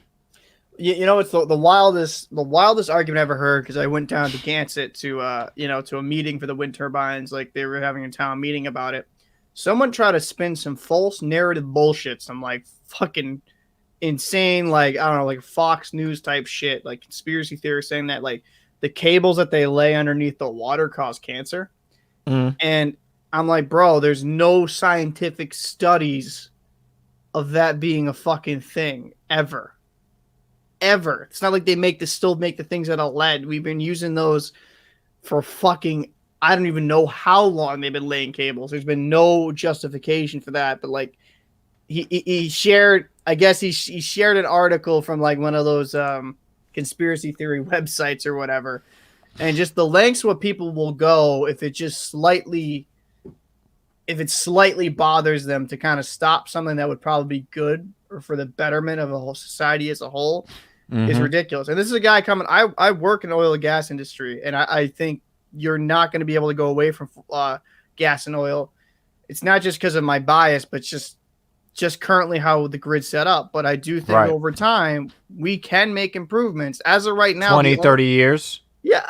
If it just can't be 20 or 30 months, because you're trying to get elected, elected to office. Like, it doesn't work that way. The only way right now, the only actual way we would get completely off fossil fuels if we went completely nuclear, and that comes with its own risks. Yeah. Even though they've kind of a lot less risk, though. A lot less risk. Yeah, than it's overstated. They've made a lot of leaps when it comes to nuclear energy. With the fusion that they do now, but everybody's worried about Chernobyl happening again. That's pretty much. But to be fair, or Fukushima. To be fair, though, it's happened relatively recently. There's understandable reasons why people are terrified of nuclear, because when it goes wrong, it goes extremely wrong. And they also link that to the weapons too, in their mind. Yep. Right. So their brain plays tricks on them. They think of nuclear weapons. Oh, Hiroshima, Nagasaki, and things of that nature. So, yeah. So, it's good that, we were able to touch on this, because it really is important, people. As far as it depends upon you, try to avoid the GMOs for as long as you can. Oh, yeah. There's going to be some point in the future where we cannot avoid it, but at least for like right now, and this is the answer that I was thinking about the batteries. It's just not very efficient, not right now, with current battery technology. Maybe with the solid state batteries that are coming up, they will be more useful for scale. But yeah, I think that for as many of us as possible, I think that being vigilant and making sure that what you're eating, or what you're expecting to be eating, is actually what you're eating. I think that is super important that you guys are vigilant on that end. Please, just don't just just take whatever they're trying to sell you. Try to avoid the GMOs as much as you can, and there's going to be some day where you're not going to be able to avoid it, and then we'll just deal with life as it is then. But that's what I would think would be the right way to address this. There is another hard-hitting topic that we wanted to talk about that we actually had a little bit of an internal struggle here on the Talkin Sh podcast pre-production, talking about how we should cover something like this. Patrice Cullors, one of the co-founders of the organization. Oh yeah, first of all, thank you, Jimmy Dean. This needed to be said. All that fake meat stuff. It's impossible. Fuck off. It's impossible to eat. Yeah. Fuck out of here. All right, so we're going to touch on a pretty touchy subject, and I want to make something very, very clear. And I'm going to lead this one off because obviously in a podcast that is pretty much, me being black, appearing, and him being ginger appearing, some people may have a problem with the fact that we are going to discuss a black issue, but we are going to discuss it because the whole world is discussing it. And I'm going to lead this off, partially to protect Captain Paul. Okay? I want you guys to be clear. There is a clear difference, a delineation, a line of demarcation between the Black Lives Matter movement and this Black Lives Matter organization or foundation or whatever the fuck they want to call it. Okay? Me personally, as somebody who ended up in media because of the murder of George Floyd, I ended up getting a job in media, hosting a show because of my stance on the murder of George Floyd and the response from the middle American. Let's just call it that. Okay. I have never given a fuck about any foundation. I don't donate money. I don't pay attention to any of these figures because I believe in the slogan. I don't give a fuck about any of these organizations. To me, the slogan is very, very clear and is very, very simple. It just says Black Lives Matter. It doesn't say only Black Lives Matter or Black Lives Matter above other lives. It just clearly states Black Lives Matter. And it's a very simple, humane statement. It's a humane phrase. Yes, Black lives are worthy of getting justice too when their lives are taken extrajudiciously for no good goddamn reason. That's why people have to say that Black Lives Matter. But then you'll have some people say, well, white lives matter. Well, white people don't have to worry about not getting justice when they're murdered. It's black people that have to worry about that. When we get pulled over, we have to worry if the officer is super nervous and he's already unsnapped the holster on his service weapon. Whereas if Captain Paul is making that same drive alone, we just had this conversation. Did we not have this fucking conversation on episode 9? Yeah, we literally had the conversation where I went to the story about me and Darren and we didn't. Right. And then me with this beautiful, luscious, big titty. Oh, my God. I mean, she's had several kids. I'd still suck them titties. But that's neither here nor there. Okay? So I just want to preface what we're about to talk about and let you know that there is a difference between the very simple statement that Black Lives Matter. And there's a difference between that and capital B, capital L, capital M, and they've got founders and co-founders and CFOs and CEOs and whatever the fuck this is. Okay? So when we start covering this, understand that we understand that there's a difference between the two. Is that reasonable, Captain? That's absolutely reasonable. Okay. So Patrice Cullors is one of these, alternate lifestyle, womanist, activist type of person. She does not have a husband. She's got a spouse, but is not a husband. So let's make it very clear. We're setting the stage for the ideology and the expression of the ideology. Okay. And this is from May 28th. So this is last week. Patrice Cullors said Friday will be her last day at the foundation, which she has led for nearly 6 years.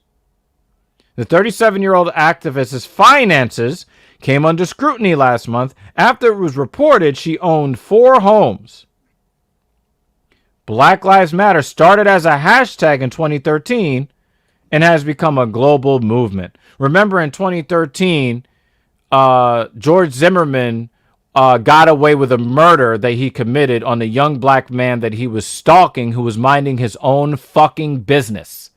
And while he was on the phone with his ugly fat girlfriend, sorry, I just got to call it what it is, while he was eating candy and drinking in Arizona and minding his own fucking business, Somebody took it upon themselves to stalk him, accost him, and then when the young man went to defend himself, he pulls out a gun like a fucking coward and he shoots him to death. Because that's what's happened. That's what happened. That's just what happened to Trayvon Martin. And if you got a problem with that, we can have the discussion. But, you know, arguing facts doesn't make a whole lot of fucking sense. Let's just put that out there, okay? But that's when the hashtag came out. Because when you let a man get away with the murder of a 17-year-old who was trying to defend himself by somebody following him when the police dispatcher very clearly told him not to. Sir, you are not a police officer. That is not your role. Wait until the police show up. Mm-hmm. Okay? That's what he was told to do. But if he didn't have that gun in his possession, I don't think that he would have been following Trayvon Martin. Let's just keep it a buck. Because he's not that tough. He's a fucking coward. Okay? So that's where the Black Lives Matter hashtag came from. And then a couple of years ago, you get the, it's supposed to be a movement. And then, of course, people are looking to get paid. And this is one that, when I used to work for a certain shipping company, they were partnered with a so-called not-for-profit charity organization called the United Way. And then you start getting the reports of how much of your money that you donate actually goes to the cause. And for the vast majority of these organizations, for every dollar you give, 2 or 3 cents actually goes to fighting the cause. Where are the other 97 and 98 cents going? In motherfuckers' pockets. So when people started reporting on Miss Colors, we've got a fucking problem. Do we have a problem, Paul? Do we have a fucking problem when we have black men being murdered in the streets and there are people who have a multi-million-dollar housing portfolio built off of it? Do you think that's a problem? Well, yeah, because, fuck it, I'm just going to say it. She's profiting off these black lives. So, like, the exact fucking thing that she says she's against, right? She wants to support black lives and all this. You're essentially just profiting off the deaths of these children. And there's been some black mothers that have come out speaking against her, saying, Tamir Rice's mother, the first and foremost of them. Yes. And saying that she's just using the deaths of their sons for clout. And this is the biggest problem. As we've stated, every fucking person should be able to live a life peacefully, right? Black lives do matter. They shouldn't be gunned down for stupid reasons because, you have a Zimmerman who's going fucking absolutely, who acted like a fucking idiot. I can't say what I want to say or I'll get banned. So, like, there's so much I can unpack there, and we probably will at a later show. But you have this woman that is profiting off the deaths of children and the deaths of young black men that I think is absolutely abhorrent and disgusting. She bought like over a $1 million home. She has in what area? In what area of California? Did she buy it in the hood? Nope. To stand in solidarity? Is that where she bought it? No. What community did she go and move to? Malibu. And it's mostly filled with people with how much melanin in their skin? About that much? About this much. About that much. But let's just keep it a buck, man. Let's keep it all the way fucking real. She's a so-called Marxist, right? Like she's that. Damn shit! There's a lot of capitalism going on. I'm just saying. Let's just keep it real. There's a lot of capitalism going on with this shit. Like, oh shit! Like, oh fuck! What's this? Let me sell some shirts, some swag. Like, yeah. Oh, $1 million house. Oh fuck! Another custom ranch in Georgia. God damn, yo. That's good. I've never seen a Marxist that fucking wealthy, bro. What the fuck is this shit? No, I ain't spreading the wealth. Yo, that's the thing is, man. A lot of these people say, oh, yeah, I'm socialist, I'm Marxist, all this shit. And then as soon as they get a little bit of money, like, fuck you. This is my shit. I ain't giving you nothing. Like, it's just, I don't know, For somebody that hates capitalism, you're sure capitalizing. No, she's capitalizing on the death of these fucking men. It's disgusting. That's not laughable. I'm not laughing at this shit, bro. I'm laughing at how disgusting of a human being that she tries to put herself on a fucking pedestal. Yes. Above fucking people saying that this, like, fuck you, you stupid cunt. I think people like that are not worth a fucking time. Yo, I like what McFadful said here. I must say to her, she is the only black life that matters. And this is why this is important to me. And this is something, because remember, she's not just getting roasted on Fox News. Okay? It's not just the people on the right that want to try to take away from the message that black lives do in fact matter and they are worthy of they are worthy of receiving justice. Okay? Okay? Because they want to minimize that at all costs. But it's not just them. It's people on the left asking the same fucking questions. Yep. If you want to talk to me about racial equity and all of these things and how black lives matter and all of these things, right? Why didn't you take that money and then help the other activists? Because the other activists were asking about this. Yep. We are struggling. Some of us have been evicted. Some of us are sleeping on couches because we've been evicted. Why are we struggling just to have a safe roof over our head, but you're over there buying shit in Malibu?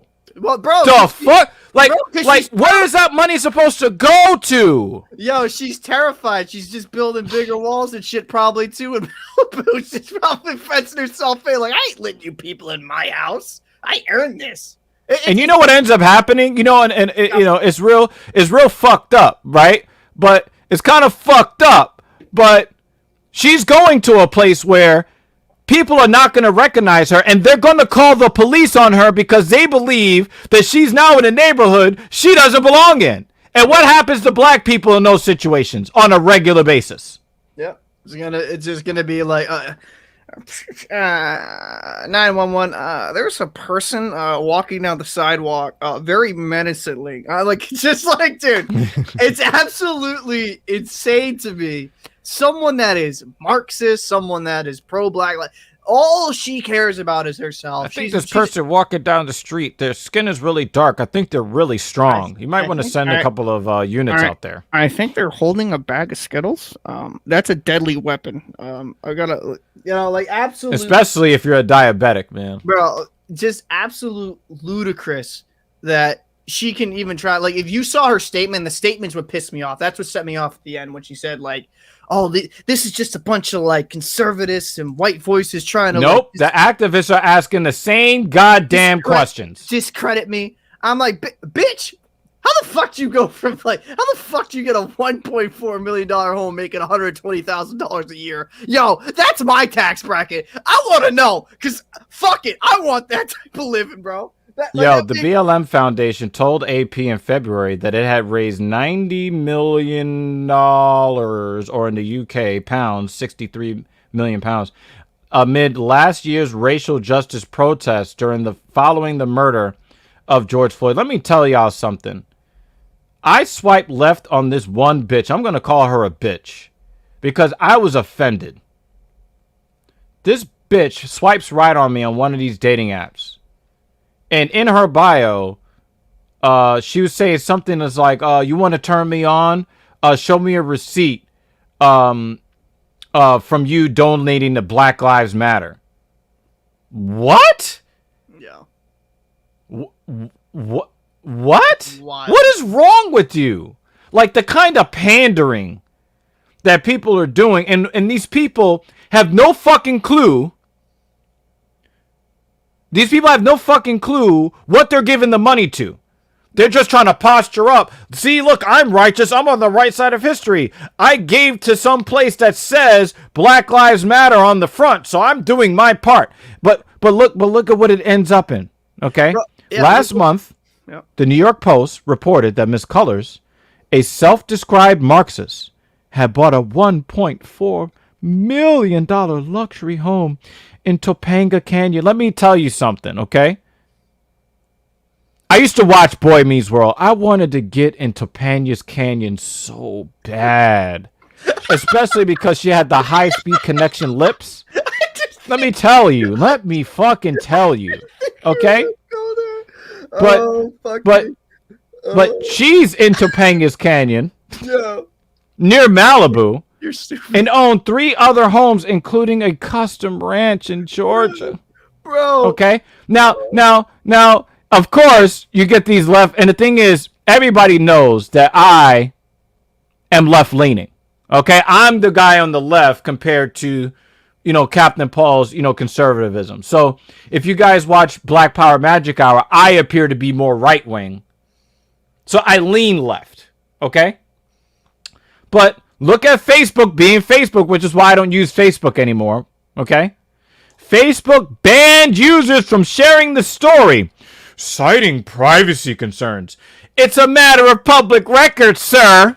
I know. Mr. Zuckerberg, it's a matter of public record, okay? Yep. And a black journalist said he was locked out of his Twitter account after he posted the article. It's just laughable. It's just laughable how bad this just looks. And for her to try to paint herself that she's a victim in all this when she's truly profiting off the real victims in this. Yeah, Chrome Dome, man. Chrome Dome. Yeah. She had them DSLs, man. Yeah. She had the high speed. Tell me, y'all. Let's keep it a buck. All right. Which one of y'all did not want to get in Topanga's Canyon? Let's be real about this. All right. Let's level. Yeah, right, she still looks fine too. I'll be fair. We're gonna take a little bit of a lighthearted detour here, okay? Okay. We're not. Come on. Okay.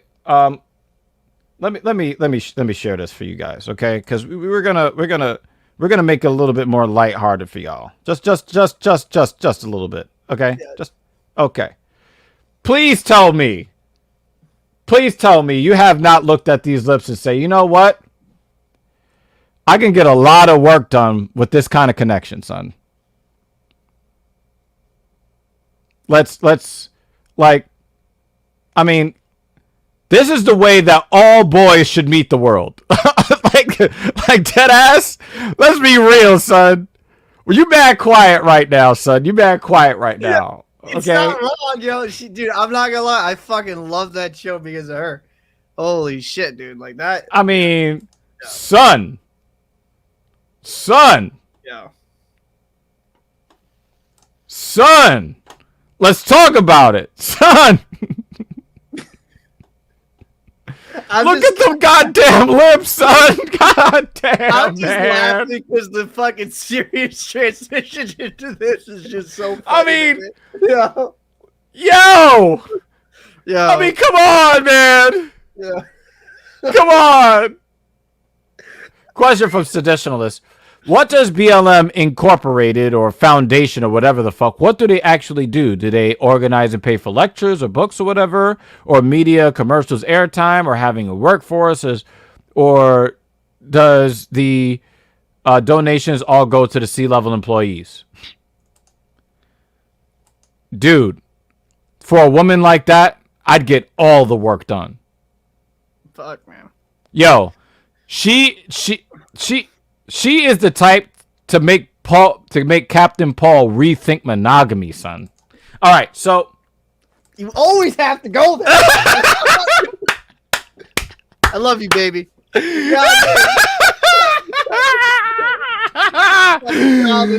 but great question, Seditionalist. Well, they said they had like grants in that article that they give our grants, and I'm not saying that every single proceed went into her pocket, obviously, but obviously quite a bit did, because at $120,000 per year, right? That's what they said. That's over 6 years. That's still less than $1 million. Exactly. So how are you going to afford a $1.4 billion home? And if you really care, why would you take $100,000? Why would you, if you're a true activist? Why would you take anything more than the bare essentials needed for you to continue your work? See, and you know what? To be fair, and I'll just defend it in this aspect, I'm completely fine if you want to take a six-figure salary if you're going to be that's going to be your sole purpose in life, and that's all you're going to do. But obviously, she was using the profits made from Black Lives Matter organization and using it as her personal piggy bank, which should be looked into. And because if people what kind of fucking bonuses would you get from activism? Like, seriously, it sounds gross to even talk about it in that frame. The only bonuses she should get is like helping Black lives get better, right? And Xenon, we talked about this too. Xenon, we talked about this on the show earlier. Let me see if I can find because I saw this a long time ago. So let me.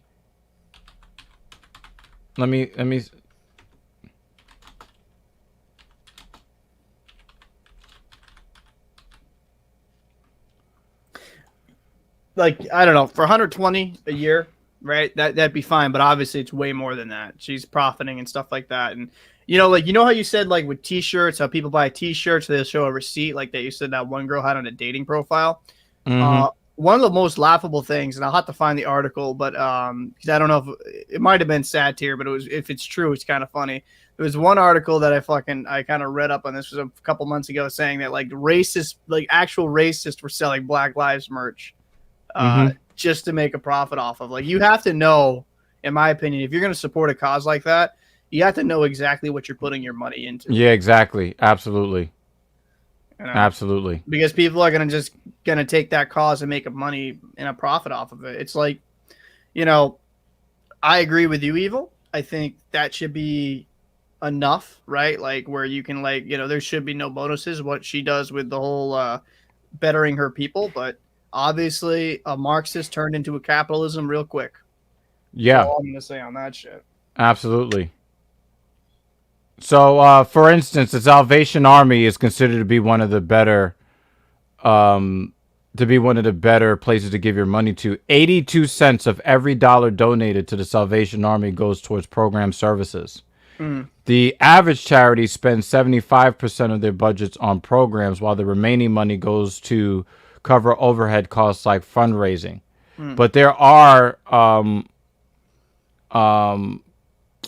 what was that one that they always wanted you to put like your change in the box? Fuck, I know who you're talking about. And it turned out the percentages was ridiculous. I hate this because I know exactly what you're talking about because you know what I'm getting at, right? Yeah. Shit, what was that? Hold on. I gotta look that up because that's gonna piss me off.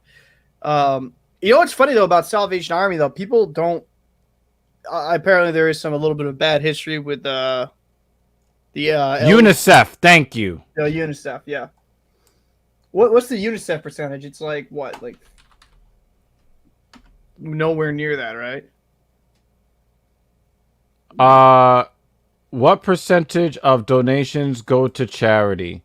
UNICEF is known as. Okay. There's a pretty. No, apparently on their UNICEF website they say 88 cents goes directly towards helping children. That's what they say. But then they were exposed. All right, let me share this. Yeah. All right. So here's this is like from I don't know what this is from. Anyway, this is lovetoknow.com or charity.lovetoknow.com. What percentage of donations go to charities, right? Of the American Red Cross. The do-gooders at the American Red Cross do a good job of spending your money when you donate. They manage to keep administrative expenses at less than 5% of their total overhead, and they spend about 91 cents for every dollar donated on actual programs that benefit the community, whether it's teaching CPR, and I have learned CPR from the Red Cross, or managing a crisis during the aftermath of a disaster. The Red Cross puts your money to good use. World Vision. Approximately 85% of income donated to World Vision goes to help stamp out poverty around the world. While they are still well below the 33% benchmark, they tend to spend more on fundraising than other highly rated charities in this category. Nonetheless, if stamping out poverty is your passion, World Vision does a good job with your money. Doctors Without Borders, about 89% of total revenue goes to supporting their programs. St. Jude's Children's Hospital. What do they say? It's predominantly is known predominantly for their world with their widespread fundraising campaigns. They pair celebrities with children who have cancer to talk about the great work they do. The hospital is a research hospital that specializes in childhood cancers and other life-threatening diseases. No one is ever turned away for their inability to pay, and the hospital covers travel, housing, food, and treatments for the families whose children are patients there. Perhaps more remarkably, the hospital spends about 27% of its income on fundraising and administrative costs. Considering this is a hospital with significant expenses, the fact that St. Jude is able to spend less than 33.3% benchmark is impressive. Overall, they do quite well with your donated dollars. Okay? So let's see. Essentially, it looks like it's breaking down like what costs more, what's a moderate level, like how much charities have to spend, like what's their overhead. Right. But yeah, there is some charities out there that have been exposed in the past that they don't nearly give what the percentage they used to give, or they say they give, I should say. Yeah, the Autism Spectrum Disorder Foundation provides assistance to families with members on the autism spectrum. However, Charity Navigator notes nearly 85% of funds go to overhead. What the fuck do you think overhead is? What do you think that means? Dollar bills. That means that there are certain people who basically, when you donate, you're giving to the My Pocket Foundation. Yep. And here at the Talkin Sh podcast, we're going to let you know, when we put the Patreon together and the Cash App and all of that, 100% of the proceeds are going into our motherfucking pockets. Yeah, we're letting you know that. That's you supporting the platform. We've put thousands of dollars into this. We're basically paying to bring you content. So if you guys want to support the platform as time goes along, we will be offering you options to do so. But what we will not be doing is claiming that we're giving to some great, oh man, that's sloppy toppy. We're not going to be telling you that we're going to be giving our proceeds to this or that organization or what have you. It's going to go basically into making sure that we can continue to bring you content 4, 5, or 6 days a week. Correct. Pretty much. So, they talk about informed philanthropy, but there are several of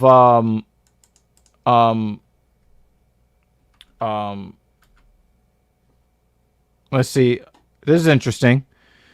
They move around numbers to get better percentages in countries that pay attention to that, either donations or government tax systems, e.g. UNICEF, USA is about 85%, UNICEF Canada is about 55%. That's wild. So they fucking literally go to other countries to duck that shit.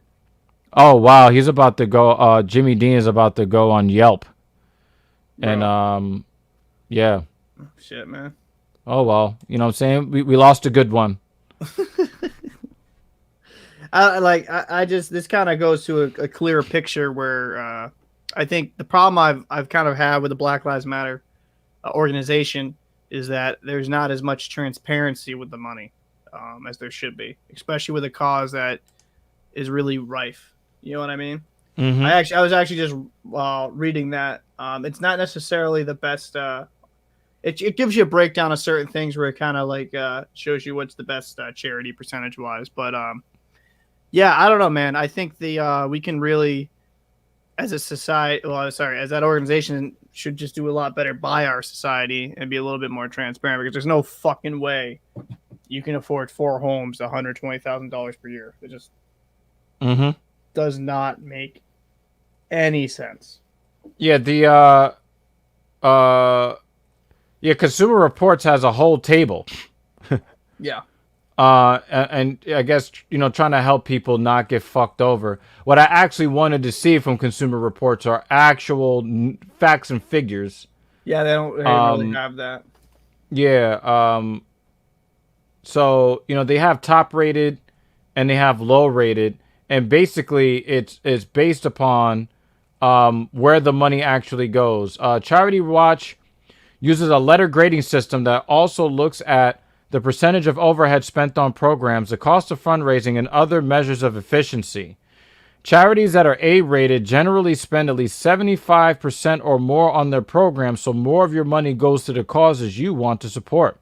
For example, Charity Watch gave the Disabled Veterans National Foundation, which spent only 4% on its programs, an F. Whoa. While the National Military Family Association, which spent 82%, received an A.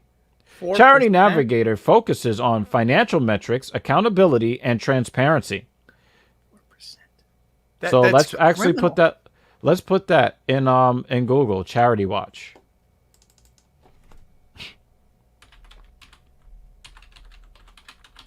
Yeah, because I know that we're like, We're free balling right now. yeah, not, because again, we're talking about the whole thing. Yeah, actually, I have actually a person that is going to be working with us on this.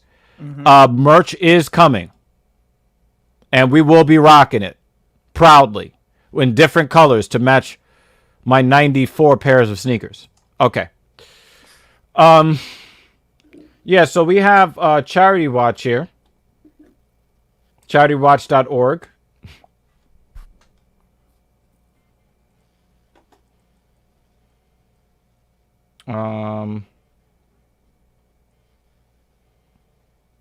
They've got featured news.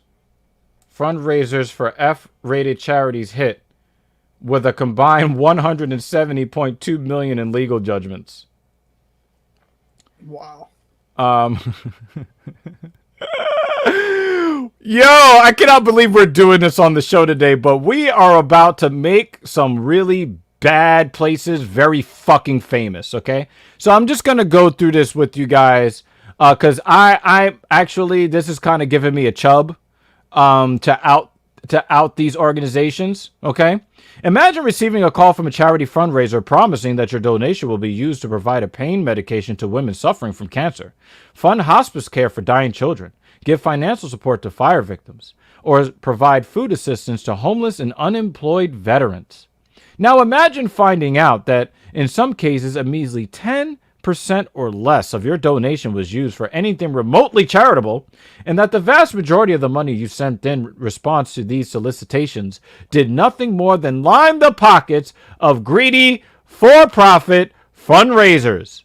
In separate actions in January 2021 and September 2020, the Federal Trade Commission, otherwise known as the FTC, joined forces with state charity regulators across the country to crack down on the predatory fundraising practices of for-profit companies soliciting donations on behalf of charities. The two actions, Federal Trade Commission et al. Versus Associated Community Services Inc. et al. And Federal Trade Commission et al. Versus Outreach Calling Inc. et al. Ultimately resulted in consent judgments against for-profit fundraisers amounting to $111.7 million and $58.5 million, respectively. Charity Watch has been investigating and assigning F ratings to most of the charities cited in the FTC actions for many years due to their high fundraising costs and low program spending. As an independent watchdog organization, we are often able to expose inefficient charities and predatory fundraising practices many years before regulators can take the necessary formal steps to pursue legal claims against bad actors and permanently shut them down. In this case, Charity Watch and state and federal regulators play complementary roles in protecting the public against those who use non-for-profit organizations as vehicles to exploit donors' empathy and generosity. The abusive practices described in the FTC actions serve as powerful reminders of why it's so important for donors to do their research before giving. Yep. Charities cited in the FTC actions: American Children's Cancer Foundation, Breast Cancer Charities of America, the Breast Cancer Society, Breast Cancer Survivors Foundation, Cancer Fund of America, Cancer Recovery Foundation International, also known as Women's Cancer Fund, Children's Cancer Fund of America, Children's Cancer Recovery Foundation, Children's Leukemia Research Association. And if you notice, all of this stuff, women and children, because nobody gives a fuck about male cancers. But they know that they can get your money. Won't somebody think of the poor women and children?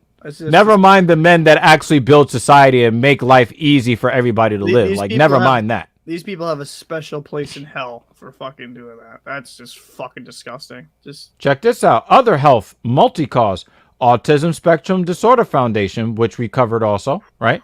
Yeah. Crisis Relief Network. Kids Wish Network. The Organ Donation and Transplant Association of America. Okay? Police and Fire. Disabled Police and Sheriff's Foundation. Firefighters Charitable Foundation, Firefighter Support Services, Law Enforcement Education Program, Reserve Police Officers Association, Volunteer Firefighter Alliance, and of course for veterans, because people have a soft spot for veterans, right? These are charities that received F ratings before the FTC came to get them. So, Jimmy Dean is like, hey, be vigilant and check sources and stuff. This is from the FTC. These are actually the movements that the FTC are bringing in conjunction with 46 agencies from 38 states and the District of Columbia, because that's important. The District of Columbia, right? So this is a matter of public record, Jimmy Dean. I wouldn't just read off shit like this. But this is a watchdog to make sure that when you give your money to certain organizations, that the money is actually going where you think that the money is going to go. And in the case of the, Black Lives Matter Inc. Corporated or Foundation or whatever they're calling it, it's important to make sure that you understand that if you are going to attempt to give money to organizations that support black people and equity, racial equity, because these are things that we're not against. We're not against racial equity. I mean, maybe Captain Paul is, but I'm a black guy, so I'm for racial equity. Okay? Really? You trying? You trying to make me look like an asshole? Oh, goddamn, bro! It's not my fault. You goddamn stupid cunts got fucking running this shit. I'm Marxist, meanwhile, in capitalist land. Yeah. Fuck that. Yep. Absolutely. And it's like, in April, the foundation said that she had received $120,000 between 2013 and 2019. So they're saying the Black Lives Matter Foundation said in a statement, as a registered 501c3 not-for-profit organization, the foundation cannot and did not commit any organizational resources toward the purchase of personal property by any employee or volunteer. So, yeah. The grieving parents, and this is what's fucked up, right? Because she can make any claim that she wants that she didn't misuse any of the funds from the organization, right? Mm-hmm. The grieving parents of Michael Brown and Breonna Taylor, two African Americans whose deaths at the hands of white police officers were often cited by Black Lives Matter, the organization, last month reportedly complained the organization had done nothing to help them. Like, how fucked up is that? And the thing is, she can claim any claim that she wants to make. I didn't misappropriate the funds. Well, what else have you been doing to amass all this money? Because they're saying they gave you, and there's just different ways you could read this, that the organization gave her $120,000 between 2013 and 2019. Now, this could be $120,000 per year for each of those 7 years, or it could be a total of $120,000 over 6 or 7 years. Okay? Which are pretty, those are healthy figures to help people get by. Those are get by figures, right?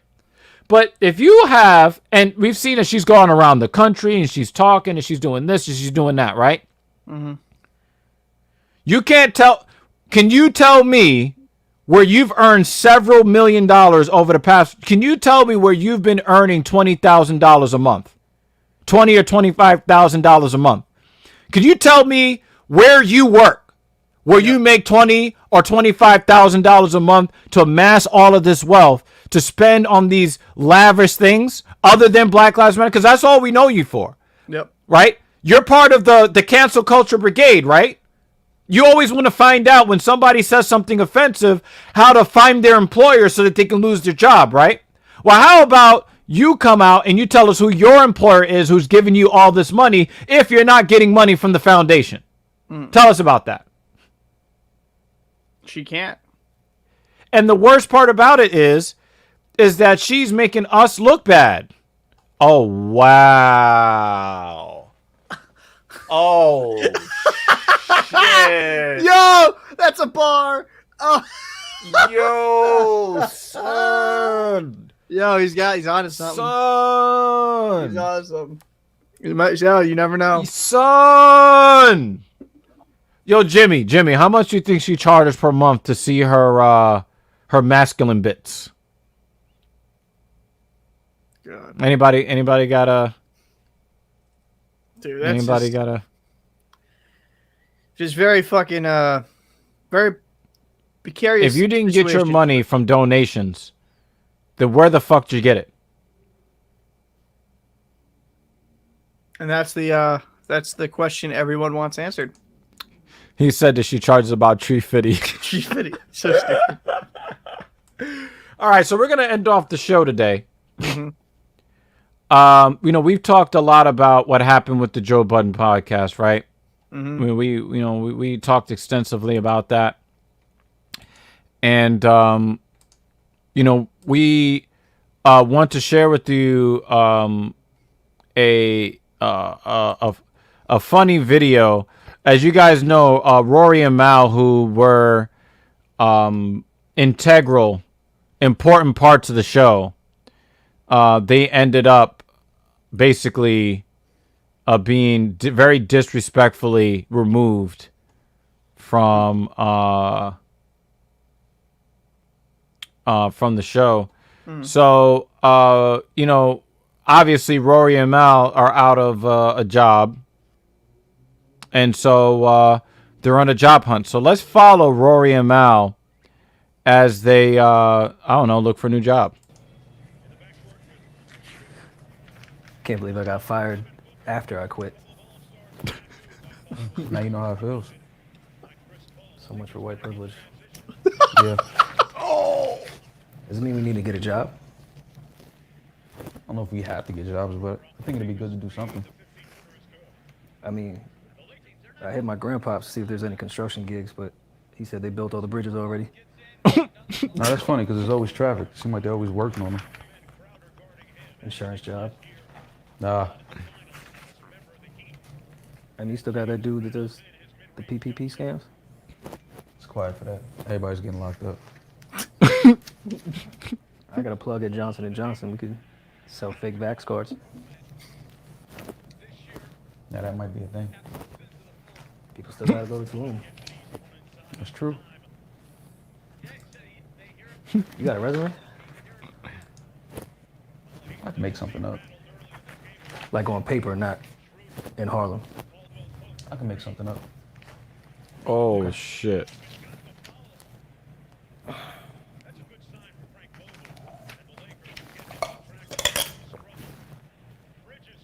Just stain my jeans.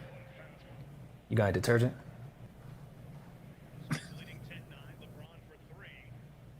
It's in the closet. Yeah. That's foul. Yeah. That's foul. Yo. That's awesome. Yo. Seriously? What? What the fuck are you wearing? Clothes. It's a job interview. I know.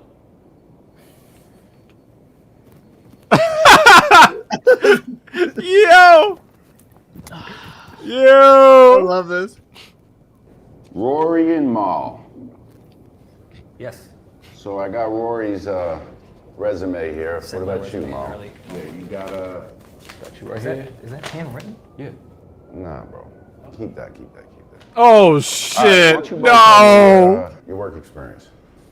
Well, yeah, I was the general manager of Duce Palooza. General manager what? It's a traveling party. It was an event series that my friends and I got belligerently drunk for almost a decade. Yeah. But I mean, I'm well traveled. All right. What else? I manage a group called Emotional Oranges. What? This Yeah. yo. They make He said emotional oranges. A sad group. well, sort of. Yeah. Yeah. It's actually yeah. a group. That's Okay. the great part. It's you know what? I manage a grocery store. This is real work experience. Yeah, no, I swear. Yeah, it was great. What about you, bro? I bag groceries as a. At Emotional Oranges, Yeah. he bagged groceries. I was bagging groceries. I swept the barbershop floor, Respect that. things like that. Yeah. Communication He skills. said I builds a respect lot. that. A lot of conversations in the barbershop. Yeah. Yeah. No, that's good. Yeah. He was the HR department at the barbershop. Barbershop. Big, huge franchise. What else? I sold some things on the low. Oh, This is not here. okay, just I don't know about that. Has e-commerce. He was working in e-commerce. It's my field. Transportation, vans. Yeah. But I mean, he has a lot of strength from there. I think. Yeah, why don't you tell me some of your strengths and weaknesses? Why don't you both tell me that? Let me hear from you first on your loose leaf paper. There. I can quickly identify when things are crazy. That's crazy. Yeah. Anything that happens It's is crazy. crazy. It's true. I He can, did too. that for years. I have great communication skills with just women only, though. I don't like talking to guys. And in this climate right now, empowering women. Yeah. Come on. Oh, that's a strength, I guess. Yeah. I'm a team Oh my player as long as God. I'm the only guy on the team. What? Tennis or golf. 3 of us in here. So you like individual sports? Oh, okay. I can turn 5 into 10. Maul. He was a math major, Yeah. and he's really good. What about you, bro? Well, I mean, I'm proficient in Microsoft Excel, specifically Oh with my- accounting. I don't really know your policy here, but are you comfortable with me looking into the books once we're hired to know what's Oh going on? no. Well, I thought I was one, and then I got fired because of it. But I mean, I'm really good. Excel. If you put numbers in an Excel spreadsheet, I'm your guy. Like, I know exactly what to do. You dress like one? Yo, Yeah, That's so figured I'd foul. just, I'd Yeah. become one now that I don't have a job. Yeah. So, you guys know the job here? I mean, we just saw an opening, Yeah. and we Heard don't you have a guys were job. hiring, so- So, Yeah. I mean, Yeah. At home, not doing nothing. All right, well, this is some bullshit, fellas. But I'm into it. I see this. you see the vision. I told you Yeah. you was gonna get the job. Man, what are you You doing? lighting up Are a you J in a fucking job serious? interview? In the office. Nah, you know what? You just got the job for that, my dude. Should have known. How do you feel about a Mary hats? yo, yo, yo, you hear that? Fucking hear about myriads? Yo, that's great. That's Oh fucking my god. Oh my fucking god, son. dude. That was like such a great skit because it took everything they fucking were like, everything that happened and just fucking right back at it. That's such a to A turn lot such of a neg- callbacks. yeah, dude. Like it's such a negative situation and spin it into a positive like that is just that's a perfect way to start it off, man. Honestly.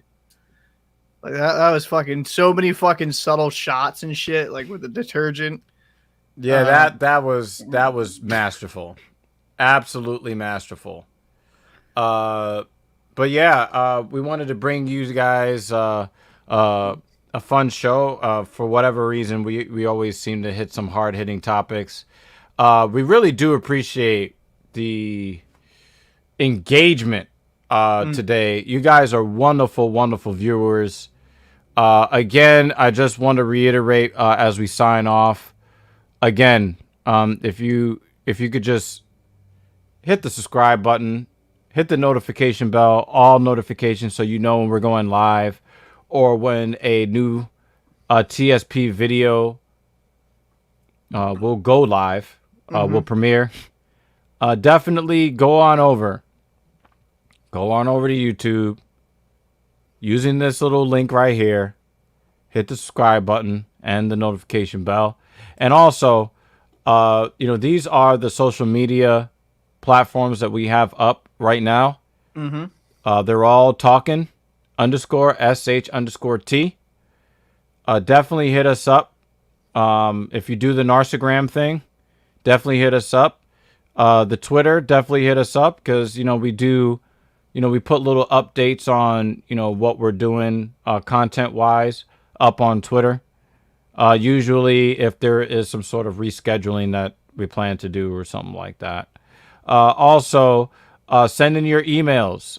Anything that, you guys want us to cover, anything interesting that, maybe we hadn't, seen ourselves, or if, you'd like some insight on specific circumstances that, maybe you don't have that many intelligent people in your life that you can go to without being judged.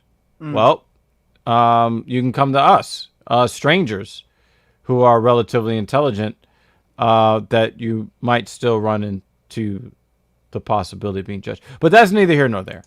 This is the Talkin Shit podcast. I really do appreciate every single one of you, the engagement, all that good stuff. And anything else from you, Captain Paul? No, it was a great show. Had fun as always. Just make sure follow us on all the social media platforms, and if we could get up to 50 followers on Twitch as well, that'd be massive for us. But we'll be back tomorrow with another episode, and I look forward to talking some more shit. Peace.